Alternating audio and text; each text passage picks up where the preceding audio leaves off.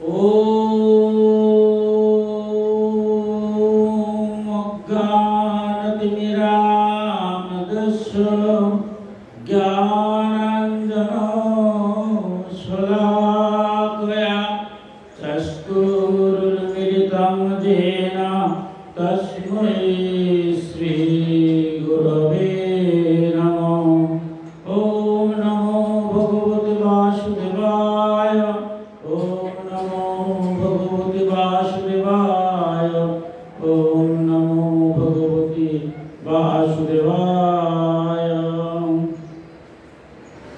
No निष्कृतैरुदीर्घै ब्रह्मवादिभिः तथा विशुद्धत्तो भुवनव्रतादिभिः जता हरिन्नामपदैरुदारितैः ततुत्तमो श्लोक गुणोपलब्धोकम। বেদান্তবাদী বড় বড় মুনি ঋষিগণ পাপ নাশের জন্য কৃচ্ছ সাধন, চান্দ্রায়ণী ব্রত ইত্যাদি বহু রকম প্রায়শ্চিত্তের বিধান দিয়েছেন, কিন্তু সেই সব প্রায়শ্চিত্তে পাপীর সমূল শুদ্ধি ততটা হয় না। ভগবত নামে তার নাম সংযুক্ত পদাবলী উচ্চারণের দ্বারা তা হয়, কারণ ভগবানের নামের দ্বারা পবিত্র তৃপ্তি, ভগবানের গুণাদি বিষয়ের উপলব্ধি হয়। বলছেন যারা আমাদের সনাতন শাস্ত্রের মূল গ্রন্থ হচ্ছে বেদ, বেদকে ভিত্তি করে আমরা 108খানা উপনিষদ হয়েছে, 4 লক্ষ শ্লোক সমন্বিত 18টা পুরাণ হয়েছে, 18টা উপপুরাণ হয়েছে, 20খানা স্মৃতি হয়েছে, 1 লক্ষ শ্লোকের মহাভারত যা মূল তত্ত্ব হচ্ছে গীতা, তারপরে রামায়ণ, 20টা স্মৃতি।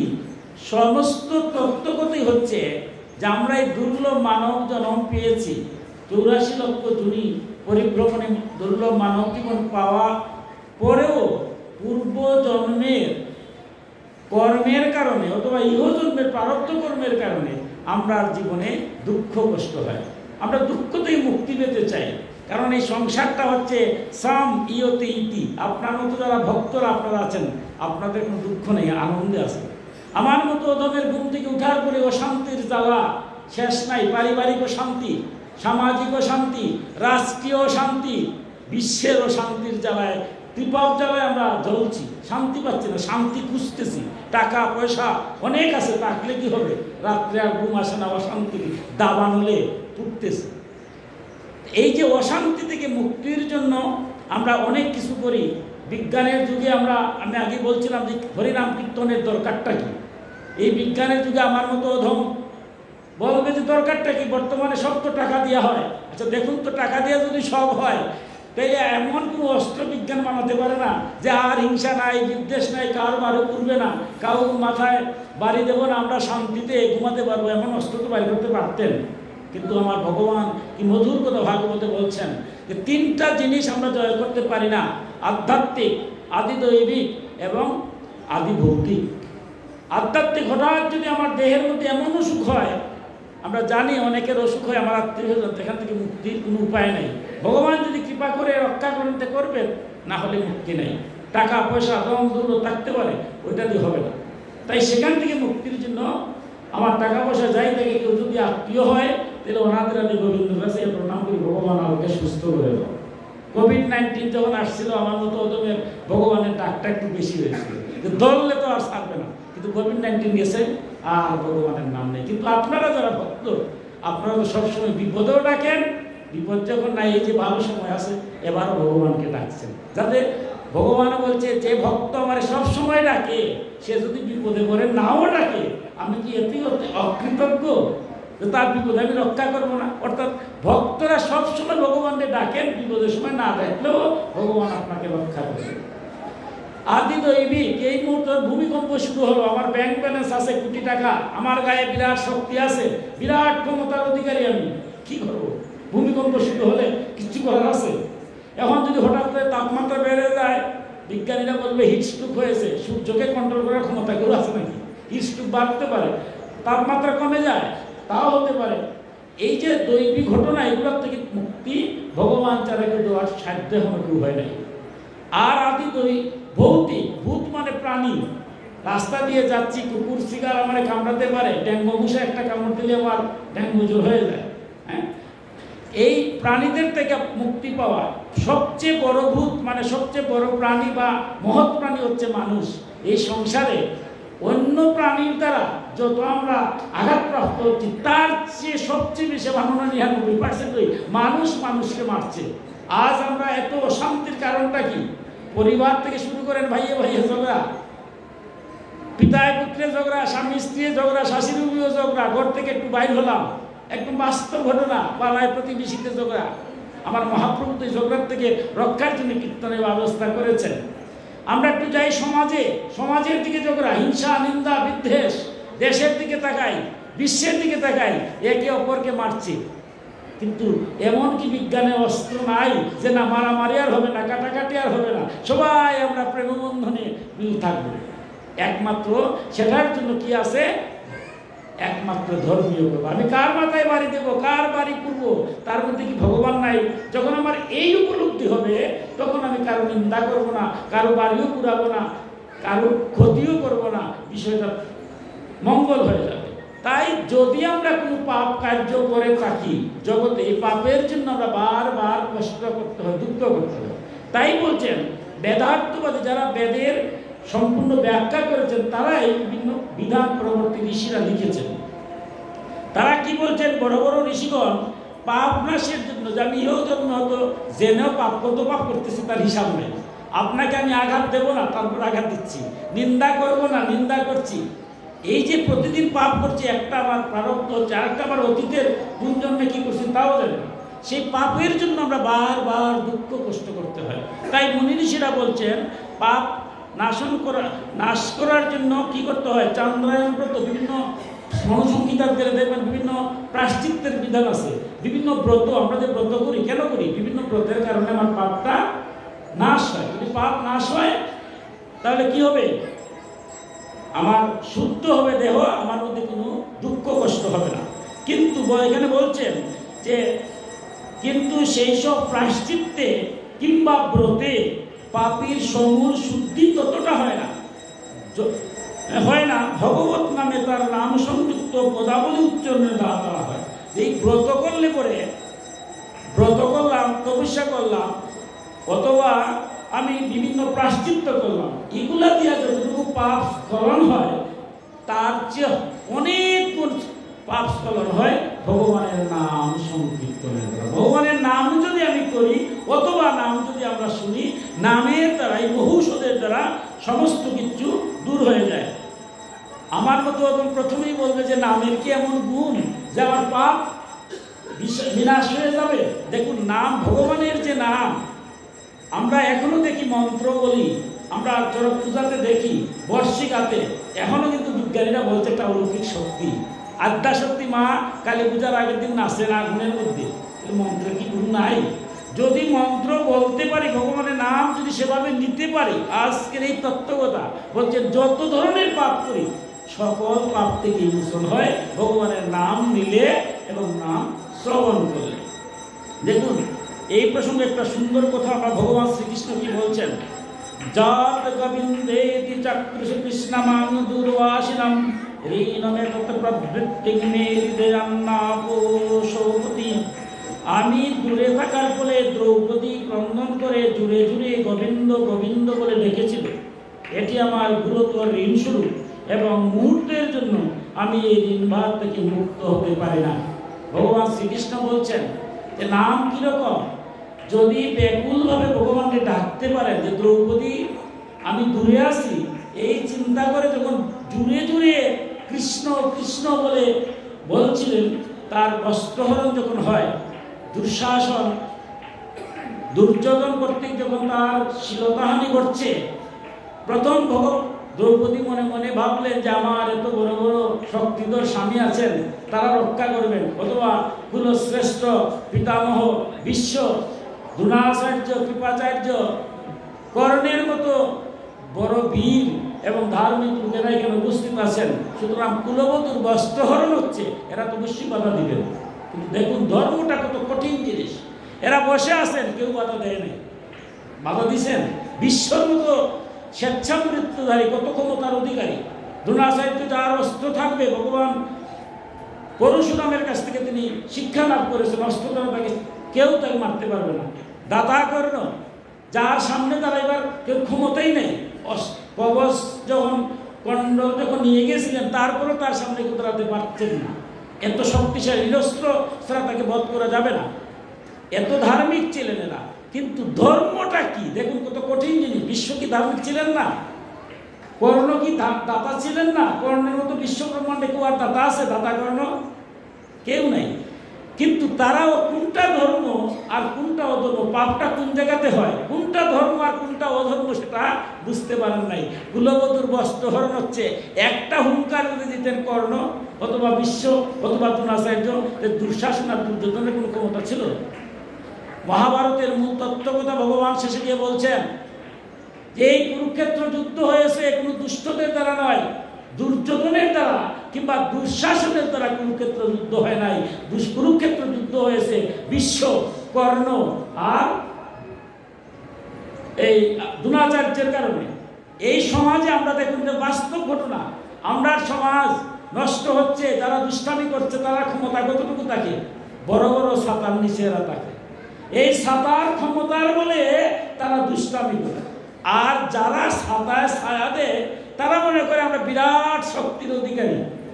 আর সর্বনাশ, কর্ণর যে বিশ্ব স্বেচ্ছামৃত্যু ভগবান কৃষ্ণ দ্বারা মারতে পারবেন, এর থেকে শক্তিশালী আমরা সমাজের কেউ আছেন?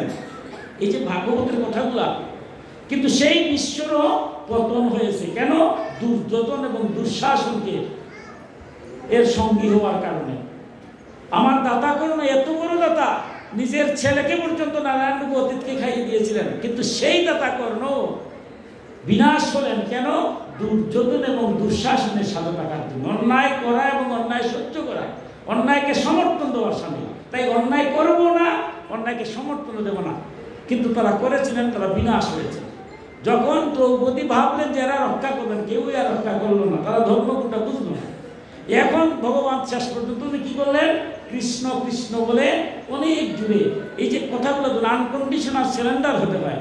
দ্রৌপদীও প্রথম লজ্জা নিবারণের জন্য চেষ্টা করেছেন, এক হাতে বস্ত্র সামলাবার চেষ্টা করছেন আর এক হাতে কৃষ্ণ বলছেন। পরে দেখলেন আর পারবেন না, এবার লজ্জার দিকে চিন্তা নাই। ভগবান এবার আকুল ভাবে দুই হাত জোর করে হা কৃষ্ণ বলে যখন তিনি ডাকছেন, ডাকার সাথে সাথে ভগবান শ্রীকৃষ্ণ কি করলেন? তার অভয় দিলেন, আর বস্ত্র আর খুলছে না। দেখুন এখানে আমার দুইটা ঘটনা ঘটছে। আজকে আমার ক্ষমতা আছে, অর্থ আছে, বৃত্ত আছে, ক্ষমতার জোরে আমি অনেক কিছু করতেছি, কিন্তু ক্ষমতা চিরদিন কারো থাকে না। সমাজ যেই আমরা চাই, যে অবস্থানে যাই, আমরা বুঝতে হবে যে কোনো মুহূর্তে বিপদ হবে। এই দ্রৌপদীর যখন বস্ত্রহরণ হয়, দুর্যোধন যখন যুদ্ধ শেষে গিয়েছেন, তারা 100 ভাইয়ের একটা স্ত্রীরও কোনো বস্ত্র ছিল না, সমস্ত বস্ত্র এখানে চলে আসছে।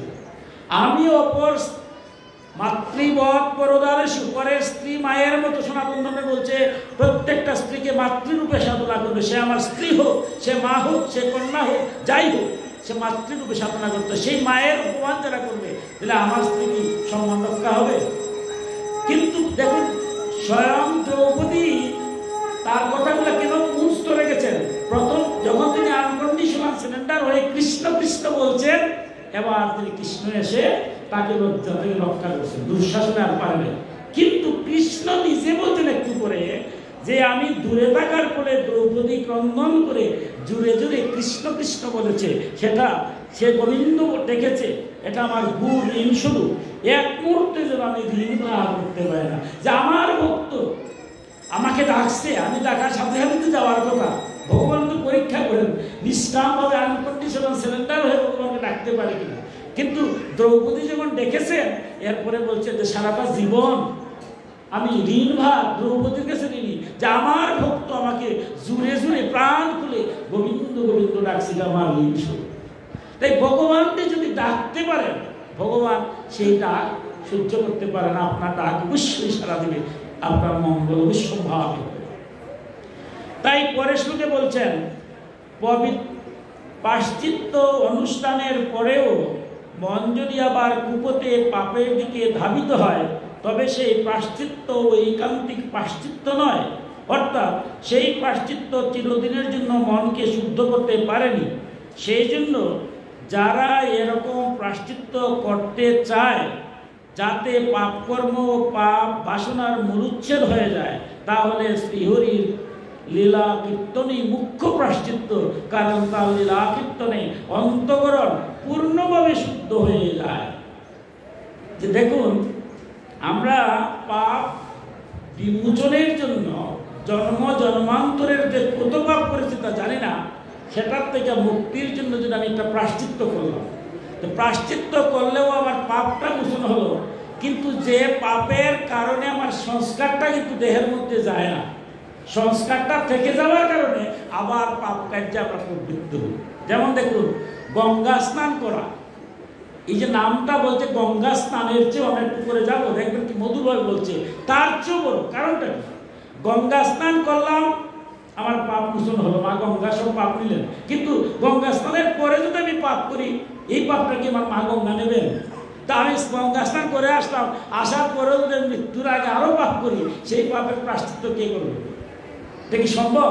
তাই প্রায়শ্চিত্ত করবো বা যত ধরনের ব্রত যা কিছু করি না কেন, মনের মধ্যে যে পাপের সংস্কারটা সেটা যায় না।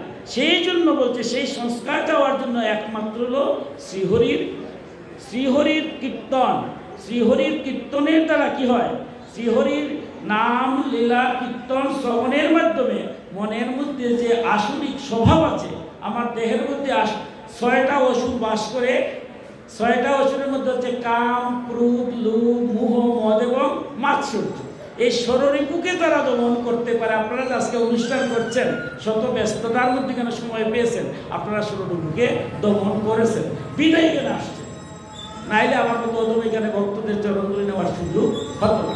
তাই বলছে হরির নামের দ্বারা আপনি নাম যদি স্মরণ করেন, মনন করেন, শ্রবণ করেন, যেভাবে সুন্দর হবে শ্রবণ মঙ্গল, তাহলে সেই নামের দ্বারা আপনার নিজের দেহের মধ্যে যে আসনিক স্বভাব সম্পূর্ণ 6টা জিনিস আছে, কি কাম, আমাদের এই দেহের মধ্যে 6টা শত্রু বা 6টা অসুর, সেটা হলো কামনা, কামনা বাসনা। আমাদের কামনা বাসনার শেষ নাই, একটা পূরণ হলেই আরেকটা করি। কিন্তু যতই কামনা বাসনা করি, এই সংসার থেকে তো একদিন বিদায় নিতে হবে। 5তলা বিল্ডিংয়ে করি আর 20তলা বিল্ডিংয়ে করি, আর অর্থ বৃত্ত সম্মান যাই অর্জন করি, কোন সময় যে সংসার থেকে যাব তাও আমরা জানি না। যদিও কলিকালের বয়স 100 বছর পরমাই ধরা হয়েছে, 25 বছর ব্রহ্মচর্য আশ্রম জ্ঞান অর্জন, এরপরে 50 বছর পর্যন্ত গারস্থ আশ্রম, 75 পর্যন্ত বানপ্রস্থ, এরপরে সন্ন্যাস জীবন যদিও বলা হয়ে থাকে, কিন্তু আমরা চোখের সামনে দেখছি আমার কত আত্মীয়, আমার কত স্বজন চোখের নিমিষে চলে যাচ্ছে, তাকে আমরা আটকাতে পারছি? পারিনি। এরা আসলো কোথা থেকে, এরা গেল কোথা থেকে? এই যে কঠিন তত্ত্বগত, আমরা যে কোনো মুহূর্তে চলে যাব।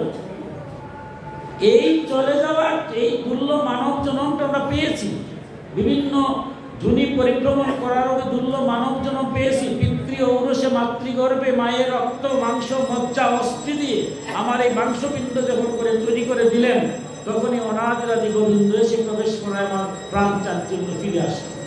পঞ্চভূতেই দেহ সৃষ্টি হলো, এই জন্য মা বাবাকে বলছেন মহাগুরু। কারণ আমার এই দেহ আসতো না যদি পিতৃ ঔরসে মাতৃগর্ভে আমার এই মাংসপিণ্ডটা তৈরি না হতো। তাই সনাতন ধর্মে মা বাবাকে বলা হয়েছে মহাগুরু।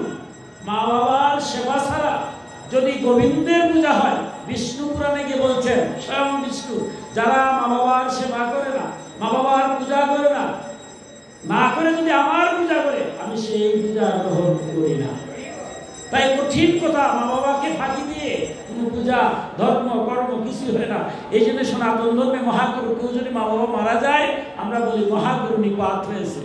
ধর্মে কি বলছে? পিতা স্বর্গ, পিতা ধর্ম, পিতাই পরমতব, পিতরি প্রতিমাপন্নে প্রিয়ন্তে সর্বদেবতা। সমস্ত দেবতা খুশি হবে পিতা সুখী হলে, আর পিতা যদি অসন্তুষ্ট হয় সমস্ত দেবতা খুশি হবে। মায়ের বেলায় বলা হয়েছে যা প্রসাদ জগৎ কৃষ্ণানুপূর্ণ কাম যদাশিষা, প্রত্যক্ষ দেবতাই মেতস্বই মাত্রে নম নম। প্রত্যক্ষ দেবতা মা, খুশির দেবতা আর সন্তানের কাছে তার মার মধ্যে কোনো পার্থক্য নাই। তাই মার এক ফোঁটা দুধের ঋণ আমরা শোধ করতে পারি না। আর যিনি রক্ত মাংস মজ্জা অস্থি দিয়ে এই দেহখানা তৈরি করলেন, কি মধুর কথা লোকনাথ ব্রহ্মচারী বলছেন। আমরা যখন আহুতি দেওয়া হয়, যজ্ঞ করা হয়, তখন আগুনের মধ্যে ঘি ডালা হয়। লোকনাথ ব্রহ্মচারী বলছেন আগুন নিভে গেছে, ছাই আছে। এবার ছাইয়ের মাঝে যদি মূল্যবান জিনিস ঘি টিনের পর টিন ঢালেন, তাইলে কি পূর্ণাহুতি দেওয়া যাবে? দেওয়া যাবে। লোকনাথ ব্রহ্মচারী বলছেন যারা মা বাবার সেবা না করে যদি গোবিন্দের পূজা করে, সেই পূজাটা হবে ছাইয়ের মধ্যে ঘি ডালার মতো, কোনো কাজ হবে না। এই জন্য সনাতন ধর্মে যে কোনো শুভকর্ম করতে যান, দেখবেন শ্রাদ্ধ ছাড়া হয়। 12 প্রকার শ্রাদ্ধ আছে। আপনি যদি ঘর সঞ্চার করেন, তবু আধ্যাত্মিক করতে হয় শ্রাদ্ধ। বিবাহ করবেন, শ্রাদ্ধ করবেন। রাত্রে 7 পাক দিবেন, যজ্ঞ করবেন, নাম নিমুখ করা লাগে, রাত্রে শ্রাদ্ধ হয়। অর্থাৎ পিতৃপুরুষের উদ্দেশ্যে জল দিয়ে আবার ছেলের অন্নপ্রাশন করবেন, আধ্যাত্মিক করতে হবে। পূর্বপুরুষের জল না দিয়া গোবিন্দরে জল দেওয়া যায় না। শাস্ত্র মানতে হবে। আমার গীতায় ভগবান কি বলছেন, হে অর্জুন, শাস্ত্রবিধি লঙ্ঘন করিয়া কোনো কার্য করিও না, করিলে ইহকালেও শান্তি নাই, পরকালেও মুক্তি নাই। হে অর্জুন, কার্য করার পূর্বে শাস্ত্র জানো, জানিয়া শাস্ত্র অনুযায়ী কর্মে প্রবৃত্ত হও। তাই আমরা শাস্ত্র ভিন্ন যদি কাজ করি, তার পরিণাম বিপদ হবে। তাই মা বাবাকে ত্যাগ করা যাবে না। তাই মা বাবা, আমরা যে এই দেহটা পেলাম পিতৃ ঔরসে মাতৃগর্ভে, এরপরে ভগবান আমার যখন এই মাংসপিণ্ডটা হলো, এই মাংসপিণ্ডের মধ্যে ভগবান যখন পরমাত্মার জীবাত্মা এসে আসে পৌঁছেছে, তখন আমার প্রাণ ত্যাগ চলে আসে। এই ভগবান সবসময় আমার ভিতরে আছেন, আপনার ভিতরে আছেন। আমার ভিতরে যে আছেন সেই উপলব্ধিটা কি? আমি যে কেন বেঁচে আছি, এই মুহূর্তে আমি মারা যেতে পারি। আমার চোখের সামনে মানুষ মারা যাচ্ছে না। আপনারা কি বলতে পারবেন না আপনি মারা যাবেন না? আমি বলতে পারবো আপনি মারা যাবেন না। আমরা সবাই কি বাড়ি যেতে পারবো? 1 সেকেন্ডের মধ্যে এই মুহূর্তে মারা যেতে পারি। মারা যাওয়াটা স্বাভাবিক। বেঁচে আসি, এটা আশ্চর্য, এটা গোবিন্দের কৃপা। উনি বাঁচাই আমরা রাখছেন, কারণ উনি প্রতি নিঃশ্বাস শ্বাসে প্রশ্বাসে প্রতিবার প্রতি সেকেন্ডের কম সময় তিনি আসছেন আর যাচ্ছেন। বায়ুরূপে পঞ্চভূতে যে দেহ, বায়ুরূপে তিনি আসছেন আর যাচ্ছেন। যখন তিনি একবার বাইরে হলেন আসবেন না, আমরা বলি তিনি শেষ নিঃশ্বাস ত্যাগ করে ভগবান তার দেহ থেকে চলে গেছে। এই দেহ নিয়ে কেউ আর মায়া করে না, সবাই এখানে আগুনে প্রজ্বলন করে দেয়। তাহলে মায়া মমতা কতক্ষণ? যতক্ষণ আমার দেহের মধ্যে ভগবান আছেন। এই ভগবান থাকার পরে আমার মতো অধম প্রশ্ন করতে পারে যে ভগবান যদি আমার দেহের মধ্যে থাকেন, তাইলে আমি যদি পাপ কার্য করি, তাহলে তো উনি তাই আমি তাই নাকি? উনি আমার দেহের মধ্যে আছেন, তা আমি পাপ করলাম না, ভগবানে পাপ করলো না। এই মধুর কথাগুলো ভাগবতের মধ্যে মধুরভাবে ব্যাখ্যা করেছেন সুখদেব গোস্বামী। পরীক্ষিত মহারাজ জিজ্ঞাসা করেছেন, এটা কিরকম কথা? আমার ভিতরে ভগবান আছেন, আমি পাপ কার্য করছি, আমার ফলভাগটা কি আমি করবো কেন? এটা তো ভগবান করবে।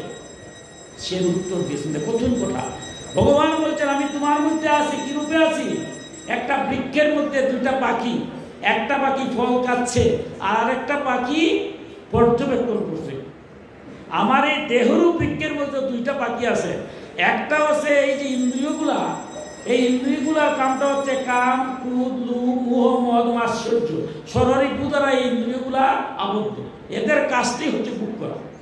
আর অন্তর্যামী বলছেন আমি তোমার হৃদয়ের মধ্যে আছি, আমি দেখতেছি তুমি কি করতেছো। 5 বছর বয়স হলে করে ভাগবতে দেওয়া আছে, 5 বছরের আগে কোনো হিসাব হয় না। 5 বছরের ছোট বাচ্চার প্রণাম আমরা নিই না। 5 বছর হওয়ার সাথে সাথে ভগবান বলছেন যে আমি তাহলে বিবেক দেই, কোনটা ভালো কোনটা মন্দ সব বুঝে। আমি যদি মিথ্যা কথা বলি, জেনেই মিথ্যা কথা। আপনার মাথায় বাড়ি দেই, জেনেই দিই। আপনার নিন্দা করি, দোষ দেখি, আমি জেনেই করি। কেন করি? আমার দেহের যে শরীর ফুটা কাম, ক্রোধ, লোভ, মোহ, মদ, মাৎসর্য, এরা আমরা দমন করতে পারি না। এর জন্য কি আমার ভগবান দায়ী? আমি কেন তিলক দিয়ে আসলাম, মালা দিলাম, আপনাদের সামনে সুন্দর কথা বলছি, কিন্তু আমার ভিতরটা হিংসায় ভর্তি। আচ্ছা আমি কি এতে বেঁচে যাব? আপনারা তো কেউ দেখতেছেন, আমার বহিরাঙ্গ দেখতেছেন, আমার অন্তরেরটা কি আপনারা দেখার সাধ্য আছে? কেউ দেখবো না, তাই বলে কি বাঁচবো? ভাগবত বলছে তুমি কাকে ফাঁকি দিবে? তোমার ভিতর তো আমি বসে আছি। আমার ভিতর কি ভগবান অন্তর্যামী আছেন না? তা আমার ভিতর কি উনি জানেন না? আমার ভিতরেও জানেন, বাহিরেও জানেন। আপনারা দিন রাত এখানে শ্রম দিয়া এই অনুষ্ঠান করছেন, কাউকে বলার দরকার আছে নি? কারণ আপনার ভিতরে কি ভগবান নাই? উনি দেখতেছে না কে কি করতেছে। এই যে পাপ কার্যটা কেন হচ্ছে? আমার ভিতরে যদি খারাপ কার্য, খারাপ চিন্তা, জগতের কল্যাণ না হয়, সেটাই তো আমার পাপ। এর জন্য আমার পাপ ভোগ করতে হয়। আর যারা জগতের কল্যাণের জন্য কাজ করে, ভগবান বলতে তাদের সুখাবে দিয়ে দেয় জন্ম জন্ম। তাই আমার দেহস্থিত যে ষড়রিপু, সেই ষড়রিপুটাকে দমন করার জন্য আজকের বিষয়। কামনা বাসনার শেষ নাই, কিন্তু কামনাটা যেন এরকম যদি হয়, এই যে আপনারা ভক্তরা সারাদিন যারা অনেকটাই তো চিনি, অনেক কাজের মধ্যে আছেন আপনারা, সকল কাজের ভগবান তো কাজ করতে বলেন না, বলছে কাজ করবে, সমস্ত কর্তব্য করতে হবে, সংসার কর্ম সব করব, তার ফাঁকে ভগবান একবার ডাকবো। ভগবান বলতে তাতে আমি খুশি, আপনার কারণে সমস্ত কাজের মধ্যে আপনার সময় পাচ্ছেন। তা আমার কামনাটা এরকম হয় না কেন? যে যারা এত সুন্দর মন্দির তৈরি করলো, উৎসব অনুষ্ঠান আদি করছে, আমি অন্তত তার সাথে যুক্ত হই, একটা টাকা দিয়ে যুক্ত হই, একটা কথা দিয়ে যুক্ত হই। কিন্তু সেটা না করে যদি আমি সমালোচনা করি, ভালো কাজে আমি বাধা হয়ে দাঁড়াই, এর জন্য কি আমার ভগবান দায়ী? আমার হিংসা, আমার বিদ্বেষ, এর জন্য ভগবান দায়ী? আমার নিয়ন্ত্রণ করতে হবে। কেন আমি পারতেছি না? সাধু, এই যে মহাপ্রভু বলছেন কি, সাধু সঙ্গ সর্বশাস্ত্রে কয়, লবমাত্র সাধু সঙ্গ সর্বসিদ্ধি হয়। তাহলে সাধু সঙ্গটা কেন করতে পারছে? আমার কামনাটা যেন সাধু সঙ্গ হয়। ক্রোধ, আমরা সংসারে আছি, রাগ থাকবে, কিন্তু ক্রোধ জ্ঞান বহির্ভূত রাগ। যখনই ক্রোধ সঞ্চার হয়, সাথে সাথে গোবিন্দের নাম নিলে আমার আর ক্রোধ থাকবে না। জগতে তো মহোৎসব, কাটাকাটি, মারামারি যা কিছু ঘটে, কেন ঘটে? ক্রোধের কারণে। আপনাকে আমি যা বলার ইচ্ছা না তাকে আমি বলে দিলাম, কারণ আমার ক্ষমতা আছে, অর্থের ক্ষমতা, বৃত্তের ক্ষমতা, এটা অহংকার। কিন্তু যখনই আমার মধ্যে অহংকার আসে, তখন এটা তো নিবারণ করতে হবে। এই নিবারণের জন্য কি প্রায়শ্চিত্ত করবেন? আজ ভাগবতে বলছে ভগবানের নাম। ভগবানের নামটা, যে নামই ভগবানের নামটা যখন আপনি নিবেন, তখন দেখবেন আপনারা ক্রোধ থাকবে না। কাম, ক্রোধ, লোভ, লোভের বশবর্তী হয়ে আমরা কি না কিছু করি। অর্থের লোভ, সম্মানের লোভ, কত কিছু, যে যেমনি পারে আবার লোভের বশবর্তী হই। কিন্তু এই মুহূর্তে যদি মারা যায়, মারা যাবো না তো বলা যাবে না, মারা গেলে কি আর কিছু থাকবে? কিছুক্ষণের মধ্যে আমি যদি এই মুহূর্তে মারা যাই, কি হবে? সবাই কান্নাকাটি করবে, কয়েক ঘন্টা কান্নাকাটি করবে। কি বাস্তব ঘটনা, আমার বাবা নাই, অনেকেরই কেন বাবা নাই, কয়েক ঘন্টা কাঁদতে পারছে আমরা, 2-4 ঘন্টা কাঁদা যায় না। যখনই মানুষ বুঝবে আমার মধ্যে ভগবান নাই, শেষ বিশ্বাস রাখতেছি, এই দেহের প্রতি কোনো মায়া কেউ করে না, এই দেহটাকে আগুনে প্রজ্বলিত করে দেয়। তাই কিসের লোভ করবো? যখন আমরা আসছি কর্তব্য করব, কিন্তু সৎ, ন্যায়, সৎ পথে থেকে। কাম, ক্রোধ, লোভ, মোহ। মোহ মানে বুঝেও বুঝি না, ভালো কাজে যাব কিন্তু এই কাজে যাব না, সাধু সঙ্গ করবো না, এটা হয় না। এই যে বুঝছেও বুঝি না, যারা ভালো কাজ করে তাদের সহযোগিতা করব না, এটা তো যাব না। এই জিনিসটা আমাদের বাদ দিতে, ভালো মন্দ বুঝতে হবে, আত্মসমালোচনা করতে হবে। সকাল থেকে রাত্রি পর্যন্ত আমরা যা কিছু করলাম, আত্মসমালোচনা করার মানেটা কি? আমি পরের নিন্দা করব না, পরের দোষ দেখবো না, কিন্তু দোষ দেখবো একজনের, কার? আমার নিজের। আমি সকাল থেকে রাত পর্যন্ত কতটুকু কাজ করলাম? 24 ঘন্টার মধ্যে সর্বোচ্চ কাজ 8 ঘন্টা আমি করলাম, 6 ঘন্টা নয় ঘুমাইলাম, আত্মীয়স্বজন হলে গল্প করলাম 2 ঘন্টা, 1 ঘন্টার সময় কি ভগবানের ডাকার? ঘুম থেকে উঠে ভগবান কি বলছেন? পত্রম পুষ্পম ফলম তুষম, আমার কিছু লাগে না, একটু তুলসী পত্র দাও আমি খুশি, একটু ফুল দাও তাতে খুশি, একটু ফল দাও তাতে খুশি, তাও যদি না পারো একটু জল দাও। এবার কি বলবো যে ভগবান আমার বাড়ি একটু জল নাই? কিন্তু আমার মতো অধম মোহগ্রস্ত ভগবানকে দেওয়ার সময় আমার আর সময় হয় না। আমার ছেলের বিবাহ, আমার ভগবান কি বলছে যে আপনার ছেলের বিবাহ করাবেন না? দশমিত সংস্কারের গারস্থ আশ্রমের শ্রেষ্ঠ হচ্ছে বিবাহ করব। আমার ছেলের বিবাহ 1000 মানুষকে খাওয়াবো, 50 আইটেম দিয়ে খাওয়াবো, বিশাল চিন্তা। দেখা গেল দুপুরবেলা স্বয়ং ভগবান গোবিন্দ এসে একটু কৃপা করে বললেন যে বাবা তোমার ছেলের অন্নপ্রাশন তো খুব ভালো কথা, তো আমার তো একটু জল তুলছি, ফুল ফল জল কিছুই তো দিলে না। আমার মতো অতম ভগবানকে বললো যে ভগবান তোমার কি বিবেক বুদ্ধি বলতে কিচ্ছু নাই? হ্যাঁ, 1000 মানুষকে খাওয়াবো, কত বড় লোক হলো আমার বাড়িতে আসবে, কত ডাক্তার, কত ইঞ্জিনিয়ার, কত কোটিপতি, কত ব্যবসায়ী আসবে জানো তুমি? খালি আমার বাড়ি বিদায় আসবে, আর কেউ বাড়ি আসে না। আমি 50 টাকারে খাওয়াবো, কত শীত চিন্তা, 1 মাস ধরে ঘুম নাই, ঘুমের ট্যাবলেট খেয়ে ঘুমাতে পারে না। আর তুমি এসে এখন আইয়া 12টার সময় আইয়া তোমার আমি একটু জল দিলাম না, ফল দিলাম না, একটু তোমার কি বিবেক নাই? কি করবে? কৃষ্ণ ভগবান চলে গেলেন। 2টার সময় সবাই আত্মীয় স্বজন সবাই আসছে, বারটা খালি দেওয়া হয়েছে, আমাদের ভূমিকম্প শুরু হয়ে গেছে। এবার ভূমিকম্প যখন শুরু হয়েছে, এখন তো বুঝছি রে বাবা, বন্ধু বান্ধব আত্মীয় স্বজন, কোটি টাকার ব্যাংক ব্যালেন্স, নিজের গায়ের জোর, কিচ্ছু কাজ হবে। এবার হা গোবিন্দ বলে প্রাণ খুলে নয়ন জলে রাখতেছি, ভগবান রক্ষা করে। সব তো শেষ। ভগবান ভাগবতে বলছেন, আমি বড় একটা জায়গা বড় দুর্বল, যদি কোনো ভক্ত আমার নয়ন জল দিয়ে ডাকে। এই যে বলছেন, কি বলছেন গীতায় বলছেন, আমার একটু তুলসী পত্র দাও, একটু ফুল দাও, না পারলে একটু ফল দাও, তাও যদি না পারো ভক্তি করে একটু জল দাও। আর ভাগবতে এসে বলছে, জলও যদি কেউ না দিয়া প্রাণ খুলে, এই যে আজকের কথাটা, যে কেউ যদি প্রাণ খুলে নয়ন জলে গোবিন্দরে একবার ডাকে, হাউ হাউ করে কেঁদে কেঁদে যদি কোনো ভক্ত ভগবানকে ব্যাকুল ভাবে ডাকে, ভগবান বলছে এর চেয়ে বড় পূজা আর কিছু নাই। সবচেয়ে বড় পূজা হচ্ছে নয়ন জল দিয়ে ভগবানকে ডাকা। কিচ্ছু লাগবে না, শুধু একটু ডাকবে ভগবানকে প্রাণ খুলে। তা আমি যখন ভূমিকম্প শুরু হলো, এবার তো নয়ন জলে ডাকলাম, গোবিন্দ ইয়া কি করবো, বিপত্ত। আগে তো ডাকার সম্মান দেয় নাই, কি করবো, কিন্তু এবার গোবিন্দরে ডাকছি নয়ন জলে, গোবিন্দ আসতে তার ভূমিকম্প আছে বিশেষ। এবার বলছে, রে বাবা 2 ঘন্টা আগে আসলাম, তোমার একটুকু সময় নাই, কথা বলার সময় নেই আমার সাথে, আর এখন তুমি নয়ন জলে আমার ডাকলে আমি তো না আসতে পারি না রে বাবা। কেন ডাকছো? এখন তো বুঝে গেছি যে বাবা রে, আমার ব্লাড পিয়ার যাই কিছু করবে, ভূমিকম্প যদি শুরু হইলো হম তো আর কেউ হবে না। আমরা বিপদে পড়লে ভগবানকে ডাকতে যাই, কিন্তু বিপদ শেষ আর ভগবানকে ডাকি। কিন্তু ভগবান এই মোহগ্রস্তটা হচ্ছে মোহ। আপনারা যারা ভক্ত, আপনারা ছেলে বিয়ার সময় আমার মতো অধমের মতো কাজ তো করেন না। আপনারা প্রথমেই সকালবেলা একটু জল তুলসী ফল দিয়া গোবিন্দরে সন্দেহ দিতে, গোবিন্দ আমার ছেলের আজকে 4th মঙ্গল, কিভাবে হবে তা আমি জানি না, গোবিন্দ তুমি জানলে পারো, সুন্দর হবে সমাধান করতে। একটা কথা, আপনারা এই কথাটা বলার পরে গোবিন্দ বলছে, যারা প্রাণ খুলে আমার নয়ন জল দিয়ে একটা কথা বলে, আমি সেই ভক্তের সমস্ত কিছু গ্রহণ করি। আপনারা আর চিন্তা নাই, ভূমিকম্প আসবে না, আসলেও ভগবানই রক্ষা করবে। তাই মোহগ্রস্ত যেন আমি যেটা বলবো, এটা মোহগ্রস্ত, বুঝেও বুঝি না। আমার সময় নাই, আমার স্ত্রীর সাথে সময় দেওয়া লাগে, ছেলের সাথে সময় দেওয়া লাগে, মা বাবার সাথে দেওয়া লাগে, পরিবার বন্ধু বান্ধবের লাগে দেওয়া লাগে। যারা দিন রাত শ্রম দিয়ে আপনারা ভক্তরা মন্দির করেছেন, কীর্তন করছেন, ধর্মসভার আয়োজন করছেন, এখানে যাওয়ার আমার সময় হয় না।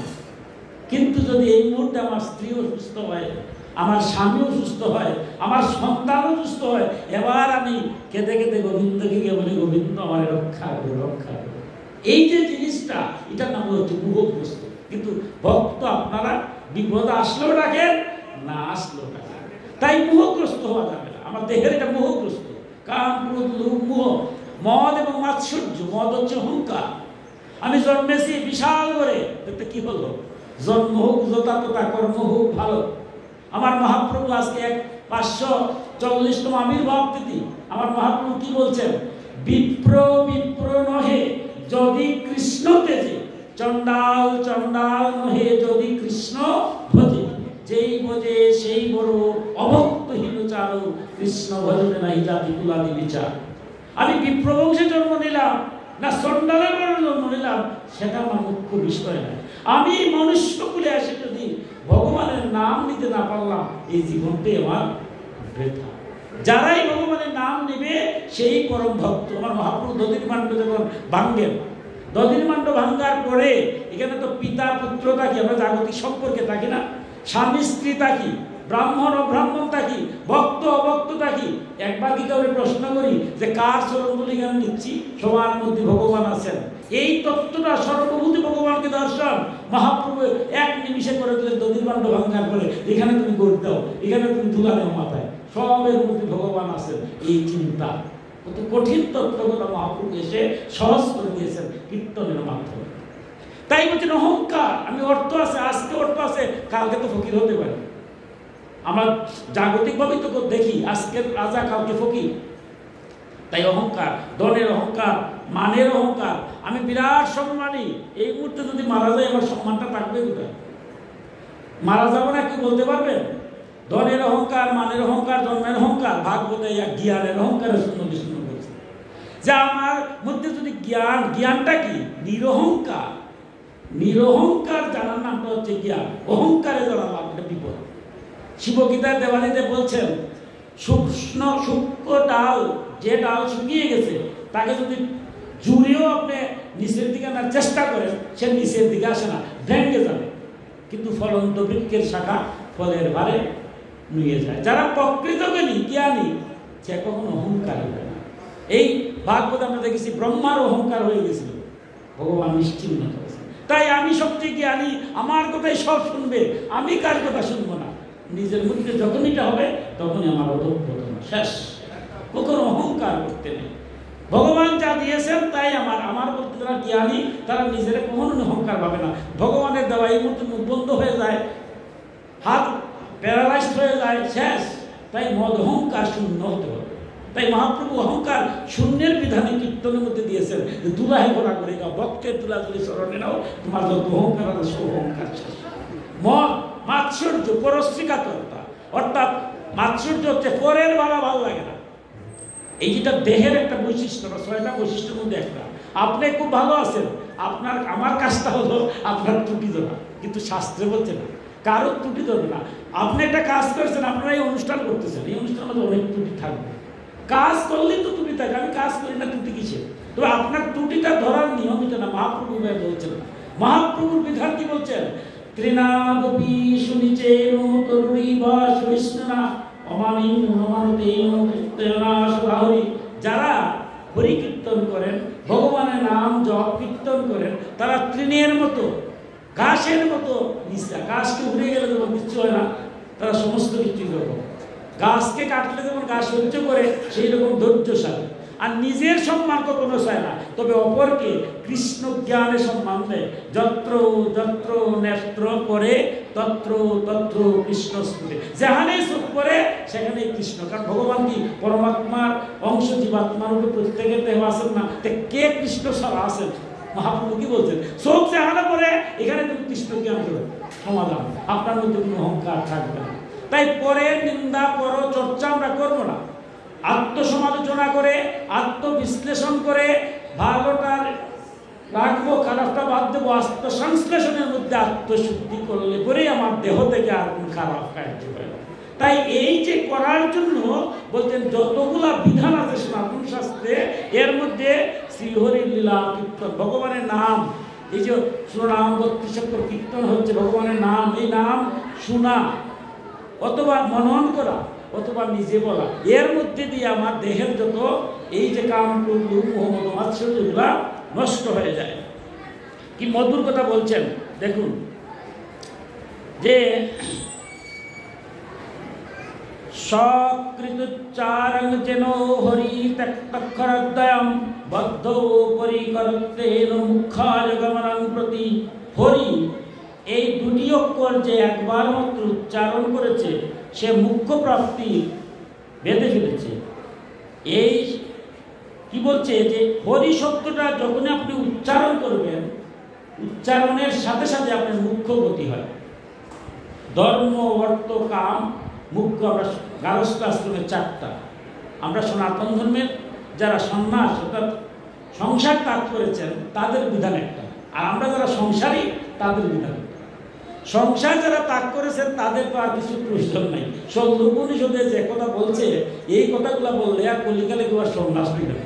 আমার মহাপ্রভু সন্ন্যাস নিয়েছেন, এরপরে আর পালঙ্কে সন্ন্যাস, চৈতন্য চরিতামৃতে ভাগ করে দেখেন, আর পালঙ্কে সন্ন্যাস মৃত্তিকায় শুয়েছেন।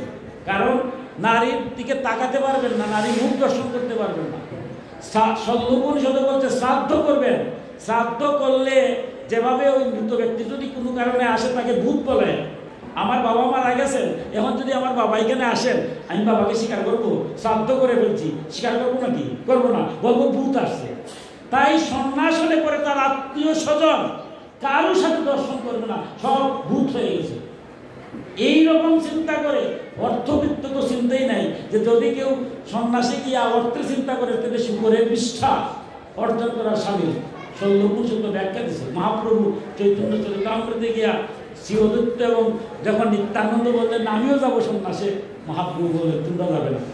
দেখুন নিত্যানন্দের মতো মানুষ, অদ্বৈতের মতো মানুষ, মহাপ্রভু বলতে তোমরা সন্ন্যাসীর দরকার নাই, তোমরা সংসারে থাকো, তারা যায় নাই। আমি শেষ সন্ন্যাসী কলিকালে, আর কেউ সন্ন্যাসী দরকার নাই। গারস্থ আশ্রমে থেকে ধর্ম, অর্থ, কাম ও মুখ্য এই চারটার মধ্য দিয়ে তোমরা ঈশ্বর লাভ করবে। প্রথমেই বলছেন ধর্ম, আমরা ধর্ম কোনটা ভালো কোনটা মন্দ করব। আমি সংসারে আসক্তি হবে না, সংসারের মধ্যে ভগবানকে ডাকবো। এরপরে বলছেন ধর্মের পরে অর্থ, টাকা না হলে কি ফ্যান চলতো, টাকা না হলে মন্দির হতো। যারা দান করছেন ভগবান বলছেন আমি কিছুই চাই না, আবার বলছেন আমি দেখা মাত্র সন্তুষ্ট হই, আর বক্তে খেলে আমি খাই। তাহলে বক্তের যদি না খাওয়ান তাহলে কি ভগবান খাবেন? টাকা লাগবে না। তাই সৎ পথে টাকা ইনকাম করব, সৎ পথে ভগবানের জগতের কল্যাণার্থে ব্যয় করবো। ধর্ম, অর্থ, কাম ও মুখ্য, ধীরে ধীরে মুখ্য লাভ হয়। তাই এই সংসারে থেকে বলছেন যারা হরির নাম, হরি কথাটাই দুইটা মাত্র অক্ষর যদি উচ্চারণ করে, হরি উচ্চারণ করার সাথে সাথেই মুখ্য লাভ প্রাপ্তি হয়, তারা খারাপ জিনিস হয় না। এখন বলে দেখুন ভাগবতে হরি কেন বলছে। দেখুন আমরা যত পূজা পার্বণ যজ্ঞ করি সবার শেষে একটা লুট দিই, দিয়ে কি বলি হরি বলি। কেন বলছি? এটাই সনাতন ধর্মের বিশাল বুদ্ধ তত্ত্ব হরি। যখন আমি হরি বলি তখন আর ব্রহ্মা নাই, বিষ্ণু নাই, শিব নাই, দুর্গা নাই, কোনো দেব দেবী নেই। বেদে বলছে একমেব অদ্বিতীয়, আমি এক, আমার কোনো দ্বিতীয় নাই। বিপ্রদা বহুধা বদন্তি, বিপ্রগণ আমাকে বিভিন্ন রূপে আমাকে ডাকছে। গীতায় নবম অধ্যায়ে গিয়ে বলছেন ভগবান যারা কোনো কিছু আকাঙ্ক্ষা করে, তারা বিভিন্ন দেব দেবীর পূজা করে, তারা জেনে কিংবা না জেনে আমার আরাধনাই করছে, আর তারা যা কিছু পায় আমি দেই, কারণ দেবতারা আমার অঙ্গস্বরূপ। ভগবানের অঙ্গস্বরূপ হচ্ছে দেবতারা। কিন্তু যখন একটা কল্প হয়ে যায় তখন আর কেউই থাকেন না। এই যে আমরা প্রাণীরা আছে, আমার ভিতরে পরমাত্মার অংশ আছে, আপনার মধ্যেও আছে, দেবতাদের মধ্যেও আছে, এরা কেউই থাকেন না, সব শ্রীহরির সাথে লীন হয়ে যায়। যখন লীন হয়ে যান তখন হচ্ছেন হরি। আর হরির থেকে যখন সমস্ত বিশ্ব ব্রহ্মাণ্ড জলমগ্ন হয়, আমরা ঋগ্বেদের সৃষ্টিতত্ত্বগুলো ব্যাখ্যা দিয়েছে, তখন নারের মধ্যে জলের মধ্যে থাকেন, তাই তার নাম হচ্ছে নারায়ণ। তার শক্তির রূপা হচ্ছে লক্ষ্মী। আমরা ভগবানের শক্তি নারী রূপে কল্পনা করি লক্ষ্মী। এখান থেকে ব্রহ্মার উৎপত্তি হয়েছে, আত্মার রূপে শিবাসের, দেবতাদের শক্তি হয়েছে, ধীরে ধীরে বিশ্ব ব্রহ্মাণ্ড চলছে। কিন্তু সর্বশেষে হরি বলি। অর্থাৎ সনাতন ধর্মে 5টা মত প্রধানত আছে। আমাদের মধ্যে কোনো কুন্দল নাই, কুন্দল আমার মতো অধমে করি, না বুঝে কুন্দল শুরু করি। সনাতন ধর্মে আপনি আজকে যে পূজাই করেন, যে কোনো বিষ্ণু পূজাই করেন আর দুর্গা পূজাই করেন, পঞ্চমতের অধিষ্ঠাত্রী দেবতাকে না দিয়ে কোনো পূজা হয়।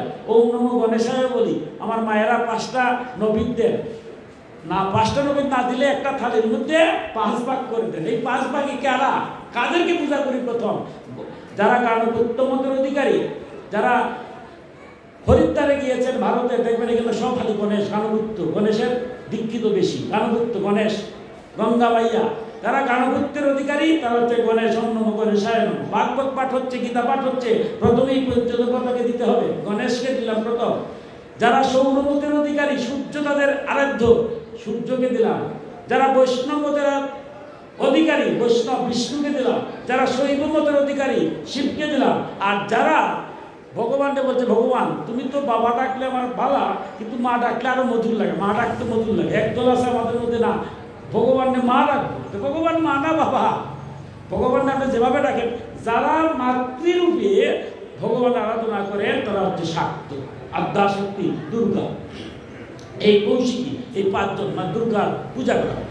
এর অর্থটা কি? আমার গুরুদেব আমাকে যা দিয়েছেন ইনি আমার ইষ্ট, বাকিরা হচ্ছে দেবতা। তাই গীতায় বলছেন কোনো দেবতা নিন্দা করা যাবে না। ভাগবতে বলছেন 4th স্কন্ধে স্বয়ং ব্রহ্মার পুত্র দক্ষ মহারাজ, ভাগবতে 4th স্কন্ধে আছে, দক্ষ মহারাজ বিষ্ণু ভক্ত ছিলেন, শিব নিন্দা করেছেন। শেষ পরিণতি কি করেছে? বলভদ্র এসে উনার মুন্ডটা যজ্ঞে দিয়ে দিছে, আর ছাগলের মুন্ড না মাথায় লাগাইছে। এই যে ভাগবতের কথাটা কেন? যারা দেবতা নিন্দা করে এরা ছাগলের মুন্ড, দক্ষের মুন্ড, বুঝি না। কারণ ঈশ্বর তো এক, আমরা বহু ঈশ্বর বিশ্বাস করি না, একমেব অদ্বিতীয় এক ঈশ্বর, তার বিভিন্ন প্রকার, বিভিন্ন শক্তি। যে রূপে যিনি কৃষ্ণ, তিনিও কালী হয়ে কৃষ্ণ কালী হয়েছেন। আপনার গুরুদেব যেভাবে দিয়েছেন মহাপুরুষ জগৎগুরু, আপনার ভাবে চলেন, আমি আমার মতো চলি। সনাতন ধর্ম অনাদিকাল থেকে এই ধারায় চলে আসছে, জার্জির নিয়মে জার্জি চলছে। ইদানিংকালে একটু দেখতেছি আমার মতো অধম যারা, এই যে আপনারা একটা ছাদ দিয়েছেন, ছাদটার মাঝে কি আছে? ছাদটা দেওয়াইতে কেন রুদ্র পড়ে না, বৃষ্টি পড়ে না, যদি কেন ছিদ্র হয় কেন বৃষ্টি পড়বে, রুদ্র আসবে, কেউ যেন বসার যোগ্য হবে, বসাবে। কিছু স্বার্থান্বেষী মহল, ছিদ্রান্বেষী মহলের ভূমিকা নিয়ে এই সনাতন আমাদের পরিচয় একটা। আমি বৈষ্ণব, আমি শাক্ত, আমি গানবদ্ধ, এটা আমার পরিচয় নয়। আমার পরিচয় একটাই, আমি সনাতন, আর কোনো পরিচয় নেই। আমি ব্রাহ্মণ না অব্রাহ্মণ, এটা আমার দরকার নাই। আমার যে ভক্ত, যারে ভক্ত সবাই তাকে প্রণাম করি, তাহলে আমি ঝগড়া করবো কেন? কেন আমি মত নিয়ে ঝগড়া করবো? আমার পরিচয় একটাই, আমি যে মতেরই হই। কারণ এই পঞ্চমতে মিলিয়ে হচ্ছে সনাতন। কিন্তু সেই সনাতনটাকে যদি ছিদ্র করে, এই ছিদ্র করলে ছিদ্রান্বেষী মহলের দ্বারা আমরা আজকে মাঝে মাঝে বিভক্ত হয়ে যাই, এটা ঠিক না। তাই এখানে বলছেন শ্রী হরি, হরি বলা মাত্রই আপনারা আর কোনো মত নাই, সব মত এক হয়ে গেল। তাই হরির সব, আমরা দুর্গা পূজা করলে বলি হরি বল, বিষ্ণু পূজা করলে বলি হরি বল, সবার শেষে লুটতেই দিয়া বলি হরি বল। হরি বলার সাথে সাথেই আমরা সব এক হয়ে গেলাম, আমরা সনাতন, আমরা সনাতন। তাই হরি সম্পর্কে বলছেন কি মধুর কথা, নো গঙ্গা নো গয়ার সেনুকাশন পুষ্করিণাম জিহ্বাগ্রে বর্ততে যস্য হরি রিক্তকরদ্বয়ম। যার জিহ্বায় হরি এই দুটি অক্ষর বিদ্যমান থাকে, তার গয়া, গঙ্গা, সেতুবন্ধ, কাশী, পুষ্করের কোনো প্রয়োজন নাই। তীর্থ ভ্রমণ, তীর্থ স্নান সব কিছুর ফলে সে ভগবত নামের দ্বারা পেয়ে থাকে। যারা হরিকে স্মরণ করে, যারা হরি মানে কি, হরির থেকে আমরা বিভিন্ন দেব দেবী বলে যাই, আপনারা একটু দেবীরা যে ইষ্ট মন্ত্র দিয়েছে তার জপ যদি করে হরি কি করা হয়। কারণ একটা বৃক্ষের শাখা প্রশাখা যাই হোক, যদি মূলের মধ্যে জল দেন সবই পায়। তাই এই নামের দ্বারা, নাম যারা প্রতিদিন যারা ভগবানের নাম সংকীর্তন করে, সকালবেলার জল তুলসীর মাধ্যমে নাম দেয়, রাস্তা দিয়ে হাঁটছে চলছে ভগবানের নাম নিচ্ছে, যারা বলছে সমস্ত তীর্থ ভ্রমণের ফল লাভ হয়ে যায়। বলছে যারা এই হরি দুই অক্ষর উচ্চারণ করেছে, সে ঋগ্বেদ, যজুর্বেদ, সামবেদ, অথর্ববেদ অধ্যয়ন সম্পূর্ণ হয়েছে। বেদ তো কঠিন, বেদ অধ্যয়ন করা কি সোজা? বুঝা এটা আরো কঠিন, এটা ভাবার্থ দিয়ে বোঝা লাগে, সরলার্থ দিয়ে বোঝানো যায় না। কিন্তু আমার মতো অধম তারা কলিকালের জন্য আমার মহাপ্রভু কেন হরি নামটা আনছেন? যে নাম যদি আপনি বলেন, এই নামেই আপনার যদি নামটা, হরির নামটা যদি বলতে পারেন, তাই নামের দ্বারা, আমি একটু করেই আসছি কেন তিনি শুনো নাম 32 অক্ষর দিয়েছেন। এই হরির নামটা যদি আপনি বলতে পারেন, তাহলে বেদ পাঠের ফল হয়ে যায়, তীর্থ ভ্রমণের ফল হয়ে যায়। এরপরে কি বলছেন যে হরি এই দুটি অক্ষর যে উচ্চারণ করেছে, সে দক্ষিণা সহিত অশ্বমেধ ইত্যাদি যজ্ঞের দ্বারা যোজন হয়ে যায়। আমরা দেখেছি যার যজ্ঞ তো ছিল সত্য ত্রেতা দাপরে, হ্যাঁ, সত্য ত্রেতা দাপরে যে যজ্ঞ হয়েছিল, বলছে এই কলিকালে যদি হরির নামটা শুধু বলা হয়, তাহলে সেই অশ্বমেধ যজ্ঞের সময় আমার তার দরকার নেই অশ্বমেধ যজ্ঞ করার, পূজা পার্বণ এগুলো কঠিন কাজ করো। আমি বলছি না করবে না, আমরা তো পারি না। কলিকালে দেখুন আমরা গীতা পড়ছি, গীতা কি বলছে? বিধি ছাড়া, মন্ত্র ছাড়া যদি কোনো পূজা পার্বণ যজ্ঞ করেন, এগুলো বিফল যায়। তামসিক যজ্ঞ, সাত্বিক, রাজসিক, তামসিক। রাবণও পূজা করেছে দুর্গা পূজা, রামও পূজা করেছেন। রাবণ পূজা করে বধ হয়েছে, আর রাম পূজা করে রাবণকে বধ করেছে। পূজা এত সোজা নাকি? পূজা পার্বণ যজ্ঞগুলো যদি সঠিকভাবে বিধি মতো না করা হয়, তামসিক পূজা করলে, রাজসিক পূজা করলে কোনো ফল লাভ হয় না, তাই কঠিন। তাই বলছেন হরির নামটা নিতে গেলে কোনো বিধি বিধান লাগে না, খুব সহজ কলিকালে। কিভাবে? এবার নাম সম্পর্কে কি বলছেন দেখুন। নাম সংকীর্তন, বলছে নো দেশ কাল নিয়ম শৌচ বিনির্ণয় পরম সংকীর্তনারে রাম রামুতি মুচ্ছতে। খুব মধুরভাবে বলছেন। কি বলছেন? দেশ কালের কোনো নিয়ম নাই। এই যে হরিনামটা করবেন, হরির যে নাম, আপনি ভগবানের নাম জপ করবেন, বলছে এটা কোনো, কি বলছেন, কোনো কালের নিয়ম নাই। সকালে করবেন না বিকালে করবেন না রাত্রে করবেন, দরকার নেই, যে সময় খুশি সময় করবেন। যে সময় খুশি ভগবানের নাম নেওয়া যায়। শৌচ অসুচ দেখুন একদম পরিষ্কার কথা। আমাদের মধ্যে মাঝে মাঝে আসে যে আমি অসুচ অবস্থায় কি ভগবানের নাম নেব? পরিষ্কার ভাগ করতে চলছে না। আমি যে অসুস্থ অবস্থায় আছে, আমি যদি এই মুহূর্তে মারা যাই, ভগবানের নাম ছাড়তে মারা যাবো তাইলে। ভগবানের নাম নিতে কোনো নিয়ম বাধা নাই, শৌচ নাই, অসুচ নাই, সুচিতা নাই, অসুচিতা নাই।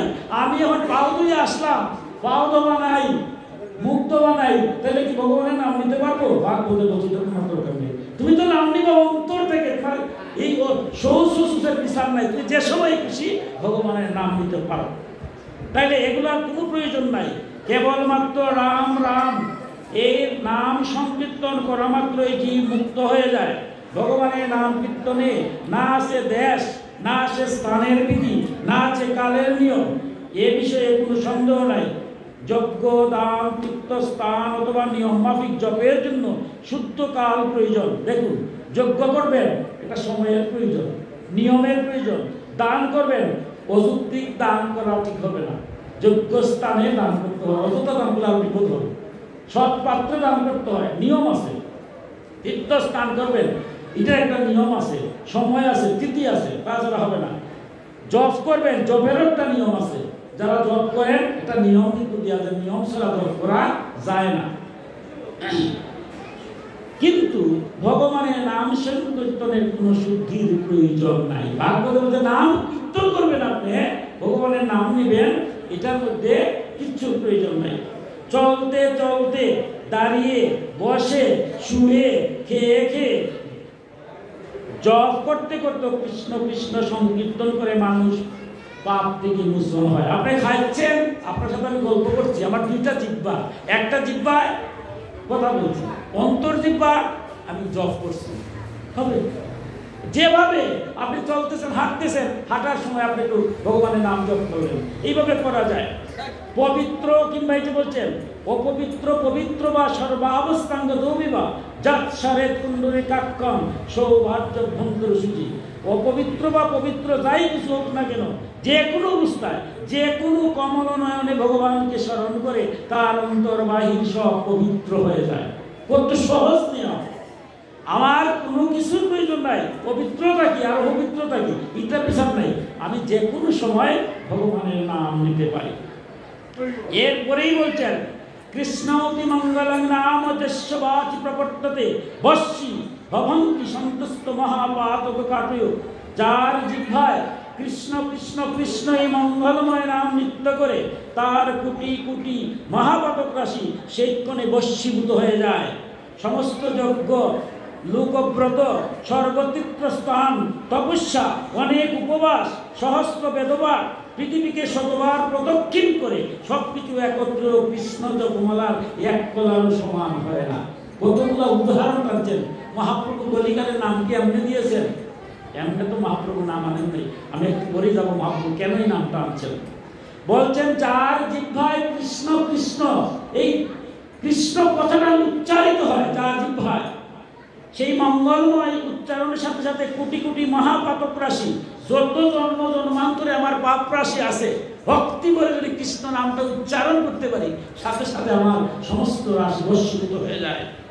সমস্ত যজ্ঞ, লক্ষ্যব্রত, চিন্তা করেন যত যজ্ঞ করতেছি, বড় বড় যজ্ঞ অথবা ব্রত, যত ধরনের ব্রত আছে, সর্বতীর্থ স্থান, যত তীর্থ আছে স্নান করতেছি, তপস্যা করতেছি, অনেক উপবাস করতেছি, সহস্র বেদ পাঠ করতেছি, পৃথিবীকে শতবার প্রদক্ষিণ করতেছি, তবুও কৃষ্ণ নামের 16 গলার এক গলার সমান হয় না।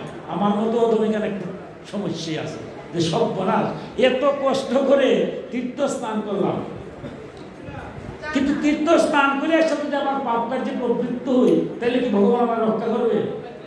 দেখুন এই তত্ত্ব কথাটা কি। এরপরে বলছে বেদ পাঠ, আমি বেদ মুখস্থ করে নিলাম, বিরাট জ্ঞানী, ভাগবত আমার মুখস্থ, গীতা আমার মুখস্থ, বলছে তাও কৃষ্ণ নামে কেন বলছে? দেখুন গীতা শুনলে পাঠ করলে বা বেদ শুনলে বা পাঠ করলে বা ভাগবত পাঠ করলে বা শুনলেই যদি মুক্তি পাওয়া যেত, ইহকালে শান্তি আর পরকালে মুক্তি হতো, স্বয়ং অর্জুন কার মুখ থেকে গীতা শুনছে? স্বয়ং ভগবানের মুখস্থ। যখন ভগবান গীতাটা অর্জুনকে বললেন, এবার অর্জুন বলতে পারেন যে ভগবান তোমার মুখ থেকে কিন্তু আমি গীতা শুনলাম, যাও এবার কাজ একটা হয়েছে, এবার আমি যাই, এবার তো আমি ইহকালে শান্তি পাবোই, আর পরকালে তোমার তুই মুক্তি দিবাই। কিন্তু ভগবান কি কাজটা করতে দিয়েছেন? শুনলেই যদি গীতা শুনলেই যদি ইহকালে শান্তি আর মঙ্গল হতো, তো অর্জুন যুদ্ধ করার প্রয়োজন ছিল না। ভগবান বলছেন আমার কথা শুনলে হবে না, আমি যা বলছি তুমি কর্মে পরিণত করতে হবে। যুদ্ধ তোমার প্রয়োজন, যুদ্ধ করতে হবে। কুরুক্ষেত্র যুদ্ধ করেছেন।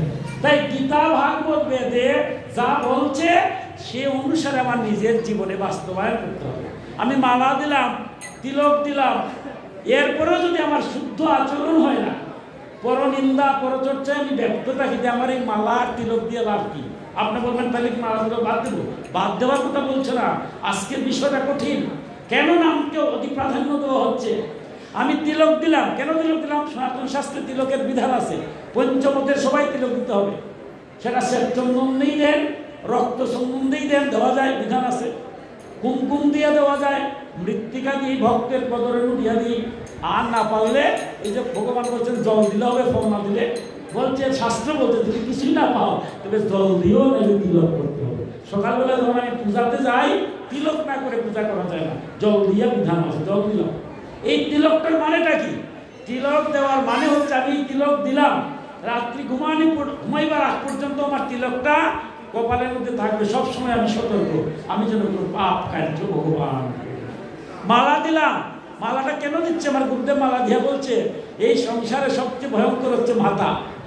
আমার যদি প্যারালাইজড হয়, ডাক্তার বলে তুমি সিটি স্ক্যান করো, অর্থাৎ মাথার কোন রোগের সমস্যা হয়েছে, হাত পা অবশ্যই হয়েছে। হাত পা চলে নাকি? চলেটা কোনটায়? মাথায়। যা কি যে আপনারা দিন রাত শ্রম দিয়ে এখানে ভগবানের নাম কীর্তন করছেন, কত আমার মতো কত অভাগার কাছে গেছেন, সান্দাল দিয়ে কত অপমান আপনারা করছি। এই অপমানকে আপনার গায়ে মাখছেন? আঁকেন নাই। মাখলে কি আর কীর্তন হতো? সমস্ত কিছু বাদ দিয়া জগতের কল্যাণের জন্য আজকে আপনারা অনুষ্ঠান করেছেন। দেখুন অনুষ্ঠান করছেন, আজকে সংকল্প ভাগবত হলো। সংকল্প কি আপনাদের মঙ্গল লেগেছে?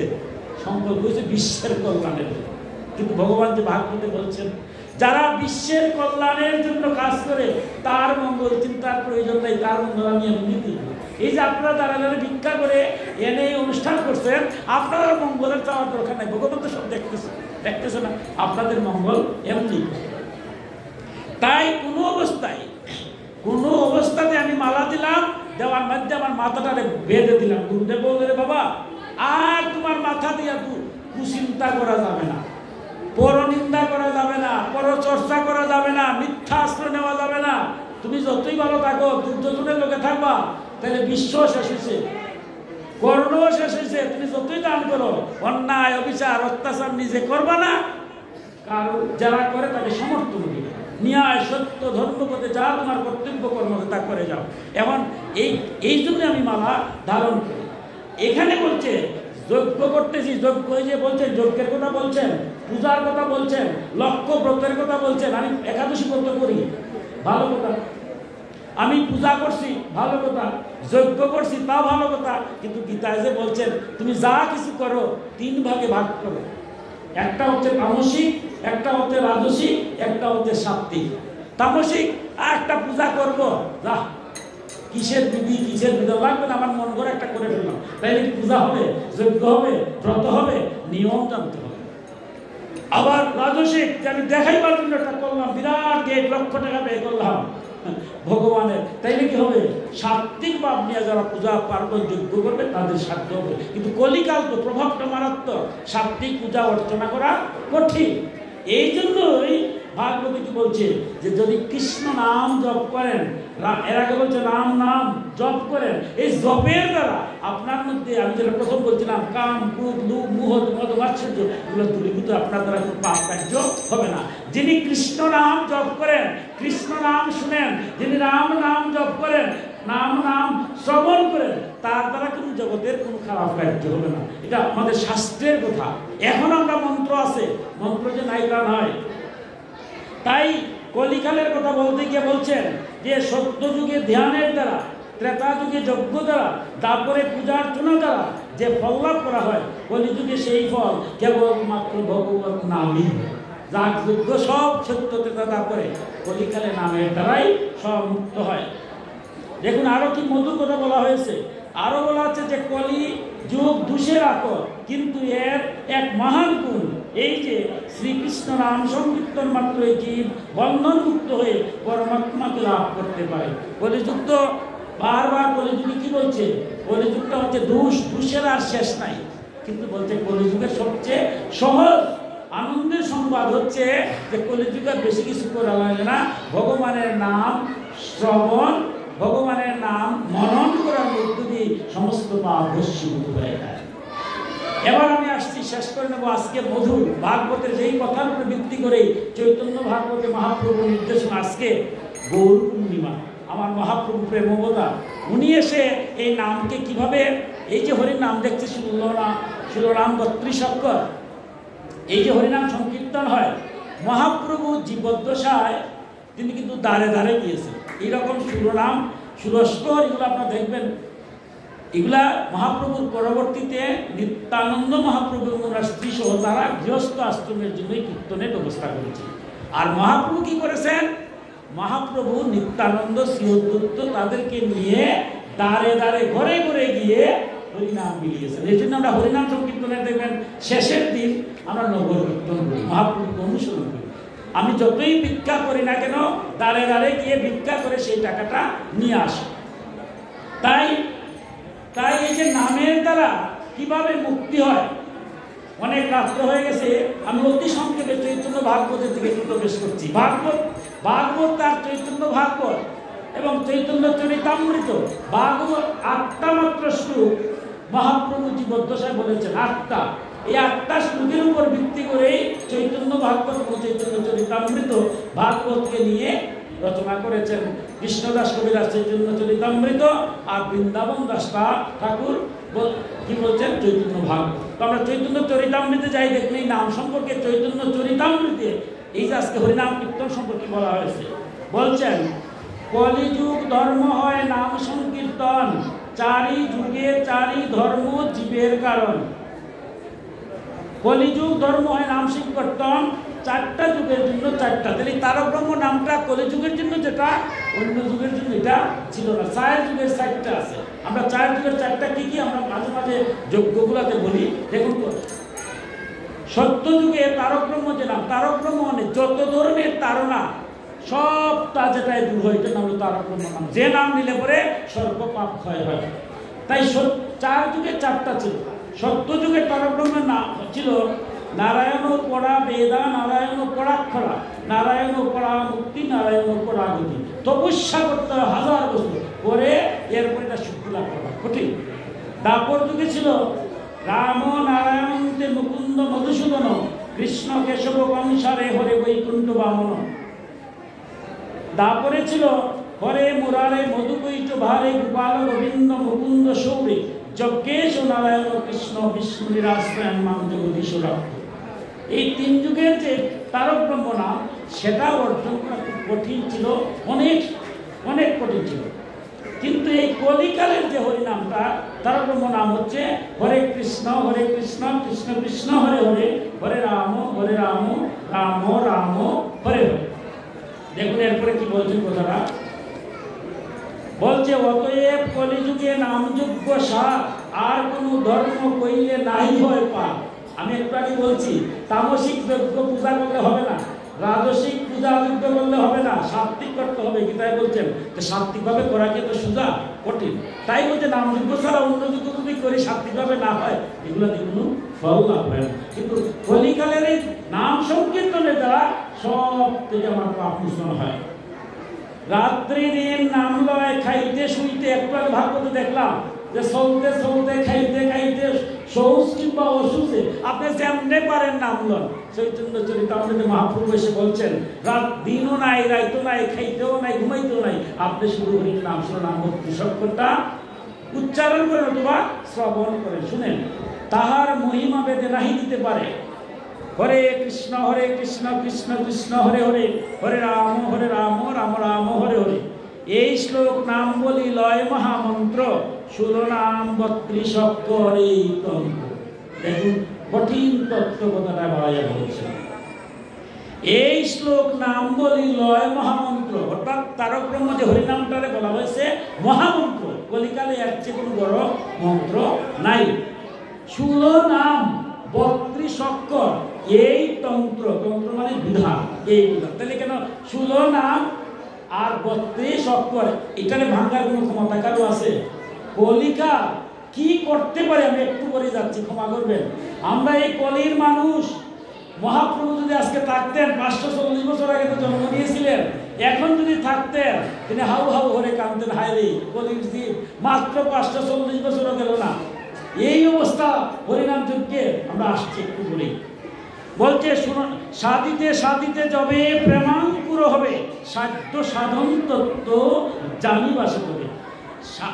বলছে প্রেমাঙ্কুর যদি না হয়, নাম কীর্তন হলো যদি প্রেম অঙ্কুর হয়, প্রেম অশ্রুত জল যদি বাহির না হয়, অর্থাৎ নামের এমন গুণ, নাম শুনতে শুনতে নয়নের জল অবরত, যদি সেই প্রেমাঙ্কুর না হয় তাহলে কি হয়? সাধ্য সাধন তত্ত্ব জানিবাসে হবে, তাহলে জানা যাবে না। তাহলে হরির নাম শোনা মাত্র, বলা মাত্র ধীরে ধীরে আমার প্রেম অশ্রু, ওই যে একটু আগে ভাগবতে বলছেন, সবচেয়ে বড় পূজা হচ্ছে নয়ন জল।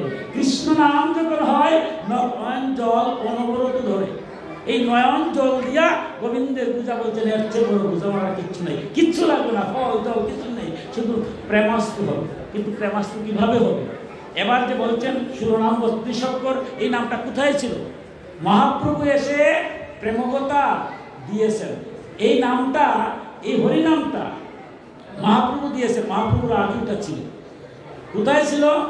আমাদের সনাতন ধর্মের যে, যেমন গীতার মাহিত্য দেবেন শেষে লেখা, ইতি তন্ত্রসারত্ব বৈষ্ণবীয় তন্ত্রশাস্ত্রে বলা হয়েছে কি? গীতার মাহিত্য। ভাগবতের মাহিত্য কোথায় বলা হয়েছে? তন্ত্রশাস্ত্রে। হরিনামের মাহিত্য কোথায় বলা হয়েছে? তন্ত্রশাস্ত্রে। অর্থাৎ পরম বৈষ্ণব শিব, শিবের মুখস্থিত যে বাণী সেটা হল তন্ত্র। ভাগবতে বলছেন, আমাকে কেউ তন্ত্র মতে, কেউ বৈদিক মতে, কেউ বা মিশ্র মতে আমার আরাধনা করে, আমি সকল ভক্তের আরাধনায় গ্রহণ করি।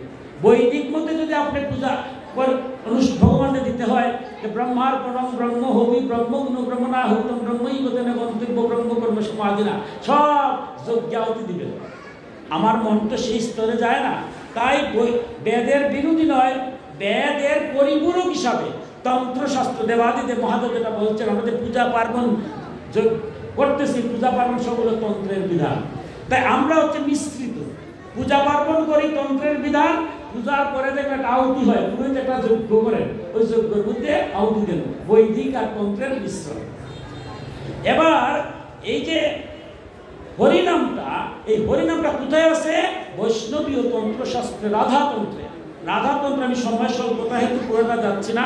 স্বয়ং বাসুদেব, দেখুন স্বয়ং ভগবানও কলিকাল নিয়ে ব্যস্ত, 3 যুগের তারক ব্রহ্ম নাম দিয়েছে। এবার এই কলিকালের কি হবে? কলিকালের মানুষ কিভাবে হরির নাম বলবে? এই জন্য তিনি কি করেছেন? তারই শক্তি স্বরূপ, আমরা যে আদ্যাশক্তি বলি, ভগবানের শক্তিকে নারী রূপে কল্পনা করা হয়, তিনি শক্তি। আদ্যাশক্তি মানে কে? ভগবানের শক্তি। ভগবান তো এক, আমি ঘুমিয়ে আসলাম, উঠতে পারি না, উঠি, এটার নাম হলো শক্তি। ভগবানের যে শক্তিরূপ, এই শক্তিরূপ হচ্ছে আদ্যাশক্তি। আমরা ঋগ্বেদে দেখবেন সৃষ্টিতত্ত্বে যদি যান, যেটা চণ্ডীতে প্রথমের চণ্ডীতের মধ্যে সেটা দেওয়া আছে, ঋগ্বেদেও আছে। যখন ব্রহ্মাকে কর্ণমূল থেকে শুম্ভ নিশুম্ভ যখন জন্ম হলো, তারা ব্রহ্মাকে বধ করবে। ব্রহ্মা যখন নারায়ণের স্তব করছে, নারায়ণ ঘুমাইয়া আছে, তখন কি করলেন?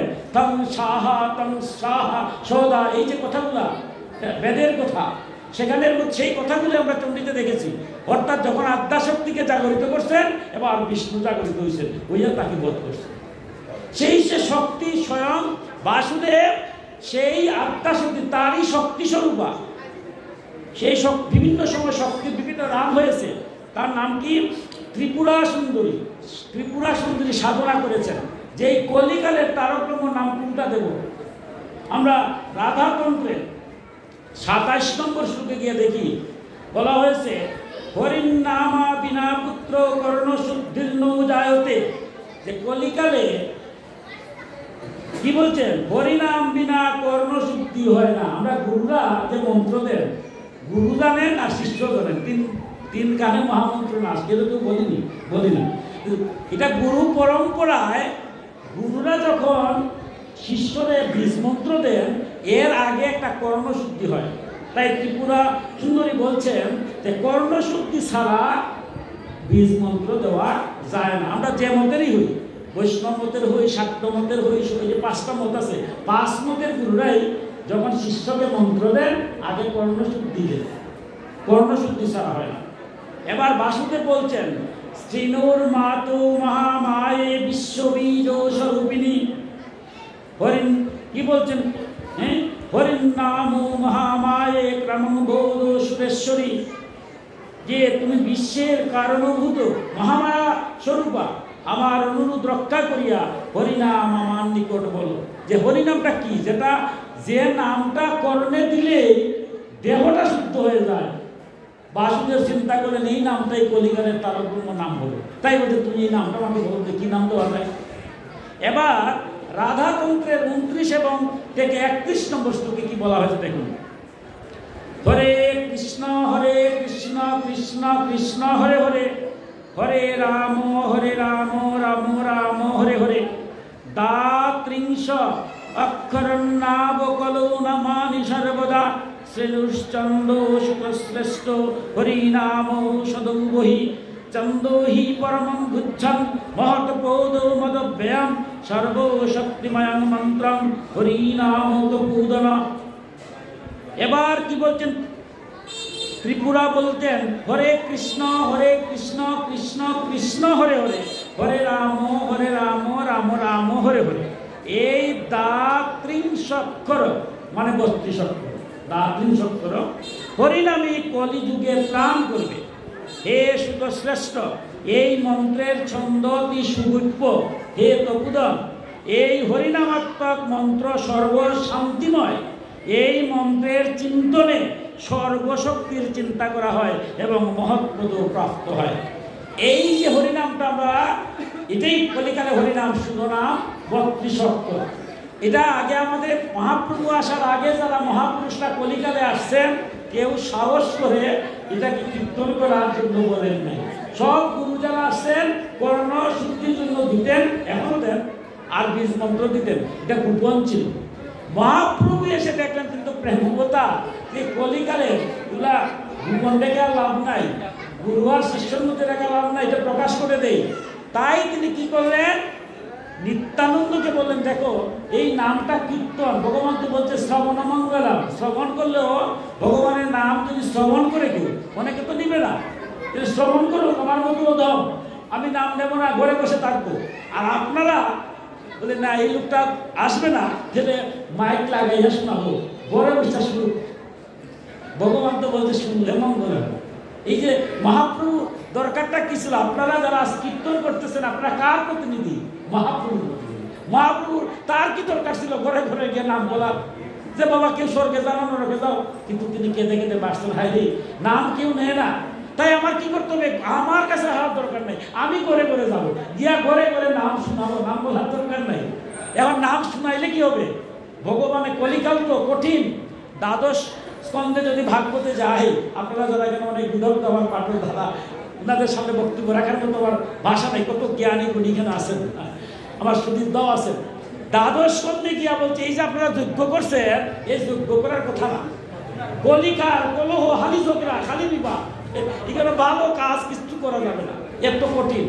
এই যে দীর্ঘ সময় ধরে আপনার ভগবানের ভাগবতের কথা শুনছেন, কলিকালে এটাও সম্ভব নয়, শোনারও সময় নেই। তাই মহাপ্রভু বলতেন আমি যে হরির নামটা বিলাবো, ওই হরির নামটা কেউ জপ করতে সময় নাই, কীর্তন করবে তাও সময় নাই। এক কাজ করো, নামটাকে মধুর করতে হবে। তাই নিত্যানন্দ প্রভুকে বলছেন যে তুমি একটা কুল্ল, আর গদাধরকে বলছে তুমি একটা কুল্ল, অদ্বৈত প্রভু আর শ্রীবাসকে বলছে তুমি দুটা করতাল বাজাও। তাহলে মধুর যদি কীর্তন যদি হয়, গানটা যদি কীর্তনের আকারে হয়, তো মানুষ এটা শুনবে। তাই তিনি কুল করতাল নিয়ে ঘরে ঘরে ঘরে ঘরে গিয়ে হরিনাম দিয়েছেন। আজকেও আমরা দেখি যখন পরবর্তীতে যখন নিত্যানন্দ প্রভু সহ যারা এই সুরস্কর অষ্টকরের বিধান দিয়েছেন বৃন্দাবন দাস ঠাকুর সহ, সেখানে আমরা কি দেখি যে আমার মতো অত কৃষ্ণ নাম দীর্ঘ সময় নিতে পারে না, 1 ঘন্টা নিতে পারে না, এত প্রবণ হওয়া যাবে। তাই কিছু লোক তাদেরকে একটা সম্প্রদায় কথাটা কে বলছে? আমার মহাপ্রভু সম্প্রদায় কথাটা আছে। এই যে সম্প্রদায়গুলো নিত্যানন্দকে বলছেন তোমার কিছু লোক নিয়ে একদিকে যাও, তোমার নাম হবে নিত্যানন্দ সম্প্রদায়। অদ্বৈতকে বলছে তোমার কিছু লোক নাও নিয়ে তুমি কিছু কীর্তন করো, তোমার নাম হলো অদ্বৈত সম্প্রদায়। আমরা এখনো যদি হরিনাম কীর্তন যারা করেন অমুক সম্প্রদায় বলেন। এই সম্প্রদায়টা কার? আমার মহাপ্রভুর দেওয়া। এখনো কীর্তন হয়, 2টা কুল বাজে, দেখবেন 2টা কুল ছাড়া হয় না। এই 2টা কুল কে বাজায়? স্বয়ং নিত্যানন্দ প্রভু আর গদাধর, এরা প্রতিনিধি। 2টা করতাল বাজায়, কার প্রতিনিধি? শ্রী অদ্বৈত আর শ্রীবাস। যিনি হারমোনিয়াম বাজাচ্ছেন উনি কার প্রতিনিধি? স্বয়ং মহাপ্রভুর প্রতিনিধি। আর আমার মহাপ্রভুর জীবদ্দশায় খালি কৃষ্ণ কৃষ্ণ বলে কাঁদছেন। কৃষ্ণ নামে তিনি বেসেছেন। যখন তিনি হরিনাম জীবের উদ্ধারের জন্য ঘরে ঘরে গিয়েছেন, স্বয়ং শ্রীকৃষ্ণ তাদের পিছনে এসে মুরলী বাঁশি বাজিয়েছেন। আমরা এখনো দেখি কীর্তনী দলের পিছন দিকে একটা মুরলী বাঁশি আছে, মধুরভাবে কীর্তন করতেছে। কিন্তু এখানে একটু সমস্যা। এখন যে কথাগুলো বলছি বড় কঠিন কথাগুলো। দেখুন আমরা কতটুকু নিয়ম মানছি। প্রথমে আসছি, দেখুন কীর্তন করছি, শুনো নাম 32 অক্ষর। এই নামটাকে ভাঙ্গার ক্ষমতা মহাপ্রভু দিয়েছেন। মহাপ্রভু চৈতন্য চরিতামৃতে কি বলছেন? এই শ্লোক নাম হয় লয় মহামন্ত্র, শিরোনাম 32 অক্ষর এই তন্ত্র। এই বিধান মহাপ্রভু দিয়েছেন। যেখান থেকে হরিনামের উৎপত্তি রাধাতন্ত্রে, সেখানে গিয়ে বলছে 300 অক্ষর 32টা অক্ষর শিরোনাম। এই শিরোনাম 32 অক্ষরে ভাঙ্গার ক্ষমতাকে দিল। আজকে আমরা কীর্তন করছি, ক্ষমা করবেন, আজ বিজ্ঞ জ্ঞানী এখানে অভাব নেই। যেখানে জ্ঞানী বেশি সেখানে কথা বলতে হয়, কারণ আমার ভুল যদি হয় জ্ঞানীরা সংশোধন করবে। আমার হরিনাম কীর্তন হচ্ছে যে নামের দ্বারা আমার চোখের জল আসবে। এই নাম কত মধুর ভাগ করতে বলছে। কৃষ্ণ নাম, রাম নাম, জল আসে। কেন আসে? এখনো সরব পূজায় দেখি এটা মন্ত্র, এটা হচ্ছে মহামন্ত্র। এখনো মন্ত্র বললে বর্ষিকাতে রক্ত পড়ে না। এখনো মা আদ্যাশক্তি কালী। আমার নৈমিষারণ্য নামে একটা গ্রুপ আছে, আপনারা অনেকেই দেখেন, একটা ইউটিউবও আছে নৈমিষারণ্য নামে। তো আমি নিজে যেতে না পারি অত সরব পূজায়, আমার অনেক যুব সমাজ আছে, তারা চরক পূজার এগুলো দেখায়। অদ্ভুত আমি দেখি, রক্ত একটা রক্ত আসে না। কালী নাচতেছেন, আদ্যাশক্তি মা কালী আগুনের মধ্যে নাচতেছেন। বিজ্ঞান এসে বলে এটা অলৌকিক শক্তি। এখন তোরা চোখের সামনে দেখি। কলিকালে মন্ত্রের কি গুণ আছে? মন্ত্র ছাড়া এই মন্ত্রের দ্বারা যদি সম্ভব হয়, এটা মহামন্ত্র।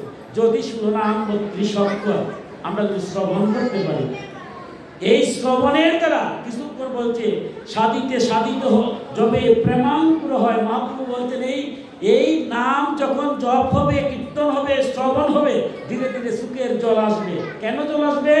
আমার দেহের মধ্যে, আমি যেটা শুরু করেছিলাম, আমার দেহের মধ্যে 6টা অসুর ছিল: কাম, ক্রোধ, লোভ, মোহ, মদ এবং মাৎসর্য। ষড়রূপু যখন আমার বধ হয়ে যায়, তখন আমি আনন্দে আত্মহারা হই। দশমীর দিনে আমরা কি করি? আনন্দ করি। কেন করি? রাবণ বধ হয়েছে। উদ্দেশ্য কিন্তু রাবণ বধ হয়েছে। আমার দেহের মধ্যে যদি রাবণ বধ না হয়, তাহলে বাইরের রাবণ বধ হয়ে আমার লাভটা কি হবে? আর নামের দ্বারা যখন আমার দেহের অসুরগুলা বধ হয়, সেই বধের কারণে আমার নয়ন জলে আসে। এই সংসারে আমি আসলাম, পিতৃ ঔরসে মাতৃগর্ভে যখন আমি ছিলাম, কত প্রার্থনা করেছি, ভগবান আমার এখান থেকে উদ্ধার করো। এখান থেকে কি আর তোমার নাম ছাড়া থাকবো না, আমি ন্যায় সত্য হতে থাকবো। আর আজ আমি আসছি, এখন আমি এসে কি করছি? কার মাথায় বাড়ি দেব, কারে অপমান করবো, নিজে কেমনে সম্মানী হব। অর্থ দরকার, ঠিক আছে, কিন্তু চলে বলে কলে কৌশলে আমি অর্থবৃত্তের মালিক হব। কিন্তু একটা বার ভাবছি না, এই মুহূর্তে যদি মারা যাই সব শেষ হয়ে যাবে। তাই নামের দ্বারা যখন এই কথাগুলো হয়, এই সংসারে আসলাম, আমার মা বাবার সেবা কতটুকু করতে পারলাম, ভগবান যে আসলেন ভগবানের সেবা কতটুকু করতে পারলাম, জগতের কল্যাণের জন্য আসছি, কি কাজ করলাম, নিজের মধ্যে আক্ষেপ হয়। এই আক্ষেপ থেকে নয়ন জল চোখের অটোমেটিকলি আসে। মহাপ্রভু বলছেন সেই নামের দ্বারা যখন প্রেমাঙ্কুর হয়, কি হয়? সাধ্য সাধন তত্ত্ব জানি বাবা, তখনই সাধ্য সাধন হয়। এবার সাহিত্য সাধন তত্ত্ব করতে গেলে তোমার পরিবেশটা রাখতে হবে না? আমরা জল দ্বারা কি করি? একটু আগে শঙ্কর জল আপনাদের মাথায় দিয়েছি। কেন দিয়েছি? শান্তি হোক। আমরা 84 লক্ষ জুড়ি পরিভ্রমণ করছি, 80 লক্ষ হচ্ছে বুক জুড়ি। এই কর্মের দ্বারা আমরা বৃক্ষজুনিতে যাই, 20 লক্ষ বার বৃক্ষজুনি হয়। শেষ জন্ম হচ্ছে চন্দন, তাই চন্দন দিয়ে আমরা সব ভগবানকে দিই শেষ জন্ম। জলচর হচ্ছে 9 লক্ষ বার, শেষ জন্ম হচ্ছে শঙ্কর, শেষ জন্ম দিয়ে গোবিন্দের সেবা হয়, তাই শঙ্কর ধ্বনি দিয়ে শঙ্কর জল ছিটিয়ে দিই। তাইলে কি হয়? শান্তি হয়, অশান্তি দূরীভূত হয়। আমরা কি করি? এরপর আছে কীট পতঙ্গ, 11 লক্ষ বার হয়। শেষ হচ্ছে মধুকর মৌমাছি। মৌমাছি সে মধু সংগ্রহ করে, সেই মধু আমার মায়েরা কি করেন? নবী দেন, শেষ জীবন দিয়া ভগবানের সেবা করছে। এরপরে আসছে পক্ষী 10 লক্ষ বার, শেষ হচ্ছে ময়ূর, তাই ময়ূর হচ্ছে গোবিন্দের চূড়ায় দিই। এরপর আছে 30 লক্ষ হচ্ছে পশু জন্ম, শেষ জন্ম হচ্ছে গরু জন্ম, তাই গরুর দুগ্ধ থেকে শুরু করে সব গোবিন্দরে নিবেদন করি।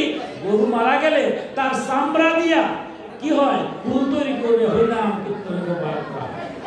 এই যে 80 লক্ষ ভোগ জুড়ির পরে আমরা এই দুর্লভ মানব জন্ম পেলাম। এই জন্মতে আমি কি করতে পারলাম? তখন এই নামের দ্বারা আমার মধ্যে কি আক্ষেপ হয়? আক্ষেপ হতে হবে। কিন্তু আক্ষেপটা কিভাবে? ওই যে হরিনাম কীর্তন করি, যে জল দিয়ে আমি শান্তি দিলাম, এই জলটা যদি ফ্রিজের মধ্যে ঢুকিয়ে দেই তাহলে কি হবে? বরফ হবে। এবার জল তো জলই তো বরফ হলো, এবার বরফ দিয়ে যদি শান্তি দেই তাহলে কি শান্তি পাবেন আপনারা? একই জলই তো। যদি কেটলির মধ্যে বসাই দিয়ে আগুনের মধ্যে তপ্ত জল, আগুন ধাউ ধাউ করতেছে ভাই, এই জলদি যদি শান্তি দিই তাহলে জল তো দিতে চাই। তাহলে জলের অবস্থা 3টা হয়, কখনো কঠিন, কখন তরল, কখনো বায়বীয়। পরিবেশের কারণে আমার মনটাও চঞ্চল হয়, কখনো স্থির হয়। হরিনাম কীর্তন হবে, শিরোনাম 32 হবে। আজকে আমরা কীর্তন কিভাবে করছি ক্ষমা করবেন, এখন যে কোথায় যাচ্ছি আমার বক্তব্য শেষ করে দেব, কিন্তু আপনাদের কাছে কিছু কথা বলব। দুঃখ হয়, আমার ওই নিশারণ্য নামে একটা গ্রুপ আছে, গ্রুপের মধ্যে হরিনাম, আপনারা কেন কথা বলছি না, হরিনাম চতুর্দিকে হচ্ছে বাংলাদেশ ভারতে, কি যে নাম হচ্ছে। কখনো ছায়াছবির গান বাজাচ্ছে, কখনো মৃদঙ্গের বাহাদুরি হচ্ছে, কখনো করতালের বাহাদুরি হচ্ছে, কখনো নাম নাই, শুধু কখনো নামের মাঝে আবার লীলা কথা হচ্ছে। শুনো নাম 32 করে আমি সংকল্প করেছি, আমি লীলা শুরু করে দিলাম, এটা হবে নাকি? কখনো অভিনয় করতেছে, কখনো হরে বলতে বলতে কতবার কত করতে হয়, একবার হিসাব করে না। এই কথাটা বলার অধিকার কে আমারে দিল? শিরোনাম 32 অক্ষর ভাঙ্গার অধিকার কে আমারে দিছে? আমি দাঁড়ে দাঁড়ে ভিক্ষা করে কীর্তনী দল আনছি, ক্ষমা করবেন। তাদের কাছে ধরে আমি 2000 টাকা কম দেই, 1 টাকা কম নেবে না। আমি এদের সাথে একমত, তাদের পরিবার আছে, পরিজন আছে, ভগবানের নাম নেবে, কেন 2000 টাকা কম নেবে? কিন্তু আমি দাঁড়ে দাঁড়ে ভিক্ষা করে এনে তাদেরকে ষষ্ঠাঙ্গে প্রণাম করে কেন বলতে পারতেছি না যে আপনারা যদি ছায়াছবির গান গান, আপনারা যদি আধুনিক গানে গান, আপনারা যদি যন্ত্র সঙ্গীত করেন, আপনারা যদি শিরোনাম 32 অক্ষর এখানে কীর্তন করেন না, তাহলে আপনারা আমি 1 টাকাও দেবো না। এই কথা বলার সাহস কেন আমার হচ্ছে না? আমি কীর্তন করলাম একটা, যে খুশি হলো, এটা কি ভাগবতে অনুমোদন দেয়? চৈতন্য ভাগবত অনুমোদন দেয় না মহাপ্রভু অনুমোদন দিয়েছেন? আমার এই যে কীর্তন, অষ্টপ্রহর কীর্তন, সময় নাই, কি মধুর! ভগবান কৃষ্ণ কৃষ্ণ বলতে প্রাণ দিয়েছেন, স্বয়ং ভগবান শ্রীকৃষ্ণ সকালবেলা দিয়েছেন পুষ্টে, আর রাত্রে করেছেন রাস। তাই অষ্টকালীন লীলা আছে, একটু পরে আবার অধিবাস কীর্তন করবেন, মধুর যদি লীলা, অষ্টকালীন লীলা। অর্থাৎ ভগবান সকালে গিয়েছিলেন আর রাস করেছেন। অষ্টকালীন লীলার অষ্টকালীন সুর আছে। আমার মহাপ্রভু বলছেন সেই অষ্টকালীন সুরে ভগবান যেভাবে লীলা করছেন, কলিকালে আমার নামের দ্বারা অষ্টকালীন লীলা হবে। রাত 12টার সময় যখন রাস সুর, আপনারা হয়তো অনেকে শুনছেন, আমার ভাগ্য হয়েছে 1-2 বার রাস সুর শুনতে। রাস সুরে যদি কীর্তন শুরু হয় রাত 12টায়, কেউ এখানে থাকতে পারবে না, তার সুরের মুঞ্ছনায় অধরে এসকের জল ধরবে। আমরা হয়তো অষ্টকালীন সুরে নাও পারতে পারি, বর্তমান যারা দল আছে আমি ধরে নিলাম বলা অনেকে পারে না, কিন্তু আমার সনাতন ধর্মে আধ্যাত্মিক সুরের প্রভাব আছে। এই ছায়াছবির সুর আনবো কেন? আধুনিক গানের সুর আনবো কেন?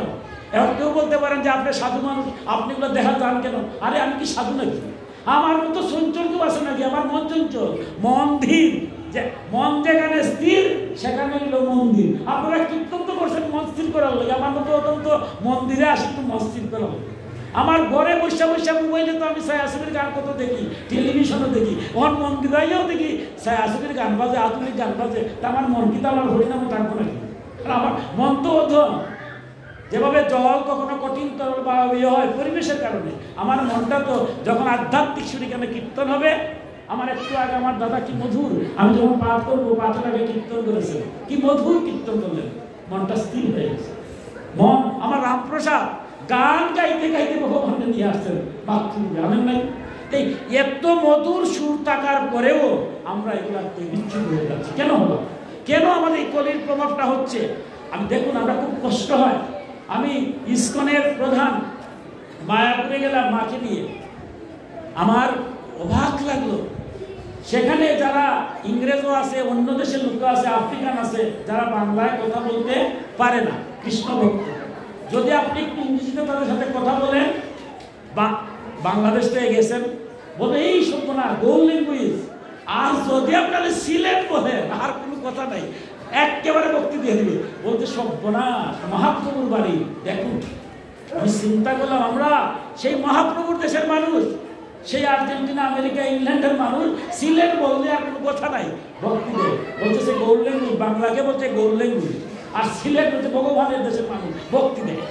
কিন্তু সেই যারা বাংলায় কথা বলতে পারে না, তারা দেখলাম কীর্তন করে, কি মধুর কীর্তন। আমার একটা গ্রুপ আছে বিভিন্ন দেশের, যারা বিভিন্ন ভাষায়, বাংলা জানে না, ইংরেজি সব অন্য ভাষা জানে, কিন্তু তারা যে হরিনাম কীর্তন করে, তারা তো একটা বার শুনে নাম ভক্তি সকল ভাঙ্গে না, ভাঙ্গে। আপনি দেখেন, তারা হরে কৃষ্ণ কৃষ্ণ কৃষ্ণ হরে হরে, হরে রাম রাম রাম হরে হরে, যে শুনেই বলুক তারা শুনে নাম ভক্তি সকল ভাঙ্গে না। বাংসি কারা? আমরা গৌর দেশের মানুষ, বাংলা ভাষায় কথা বলি, আমরা বিরাট জ্ঞানী হয়ে গেছি। আমরা এবার শুনো নাম ভক্তি সকল ভাঙ্গা সঙ্গা করে সুরমার করে দিচ্ছি। আর কি কীর্তন! ক্ষমা করবেন, কেন বলছি আমি আপনাদেরকে, ক্ষমা করবেন। আমি বিভিন্ন জায়গায় যাই, সিলেট বিভাগে, আপনি আমার এখানে সুবিধা আছেন, ভুলেও যান, এই গোয়ালা বাজার থেকে শুরু করেন, দেখি প্রায় জায়গার নাম যোগ্যবাদ হয়ে গেছে। তা আমি জিজ্ঞাসা করলাম, একজনকে নাম যোগ্যবাদ দিলেন কেন? আর বলে লাভ নাই, যে নাম হয় এরা কখনো ছায়াছবির গান গায়, কখনো নাচানাচি করে, এটা কি নাম নাকি? এর চেয়ে নিলেই পারো। কি দুঃখ, কি কষ্ট! এখন আমার মাথা ব্যথা হয়েছে, তাই আমার মাথা কেটে দেব, এটা কি সমাধান? না, মাথা ব্যথা হয়েছে ঔষধ খাবো। আমরা মাথা কেটে দিব না। আমার সনাতন ধর্মে আমার নামের চেয়ে বড় কোনো যজ্ঞ নাই। আমার মহাপ্রভু যে যজ্ঞ দিয়েছেন, সেই যজ্ঞটা আধ্যাত্মিক সুরে, আধ্যাত্মিকভাবে, সাত্বিক উপায়ে যদি হরিনাম যজ্ঞ করি, এই যজ্ঞের দ্বারাই জন্ম জন্মান্তরের যত পাপ আছে সমস্ত পাপ বিমোচন হয়ে ইহকালে শান্তি এবং পরকালে মুক্তি হবে। আজ চৈতন্য মহাপ্রভুর 540তম আজকে আবির্ভাব তিথি। মহাপ্রভু দাঁড়ে দাঁড়ে গিয়ে কীর্তন করেছেন, আর এখন আমরা এখানে করি, কিন্তু শেষের দিন আবার দাঁড়ে দাঁড়ে যাই ভিক্ষা করি। মহাপ্রভুর সেই বাণীটাকে নিয়ে আমরা সবাই একটাবার বিবেককে জাগ্রত করি।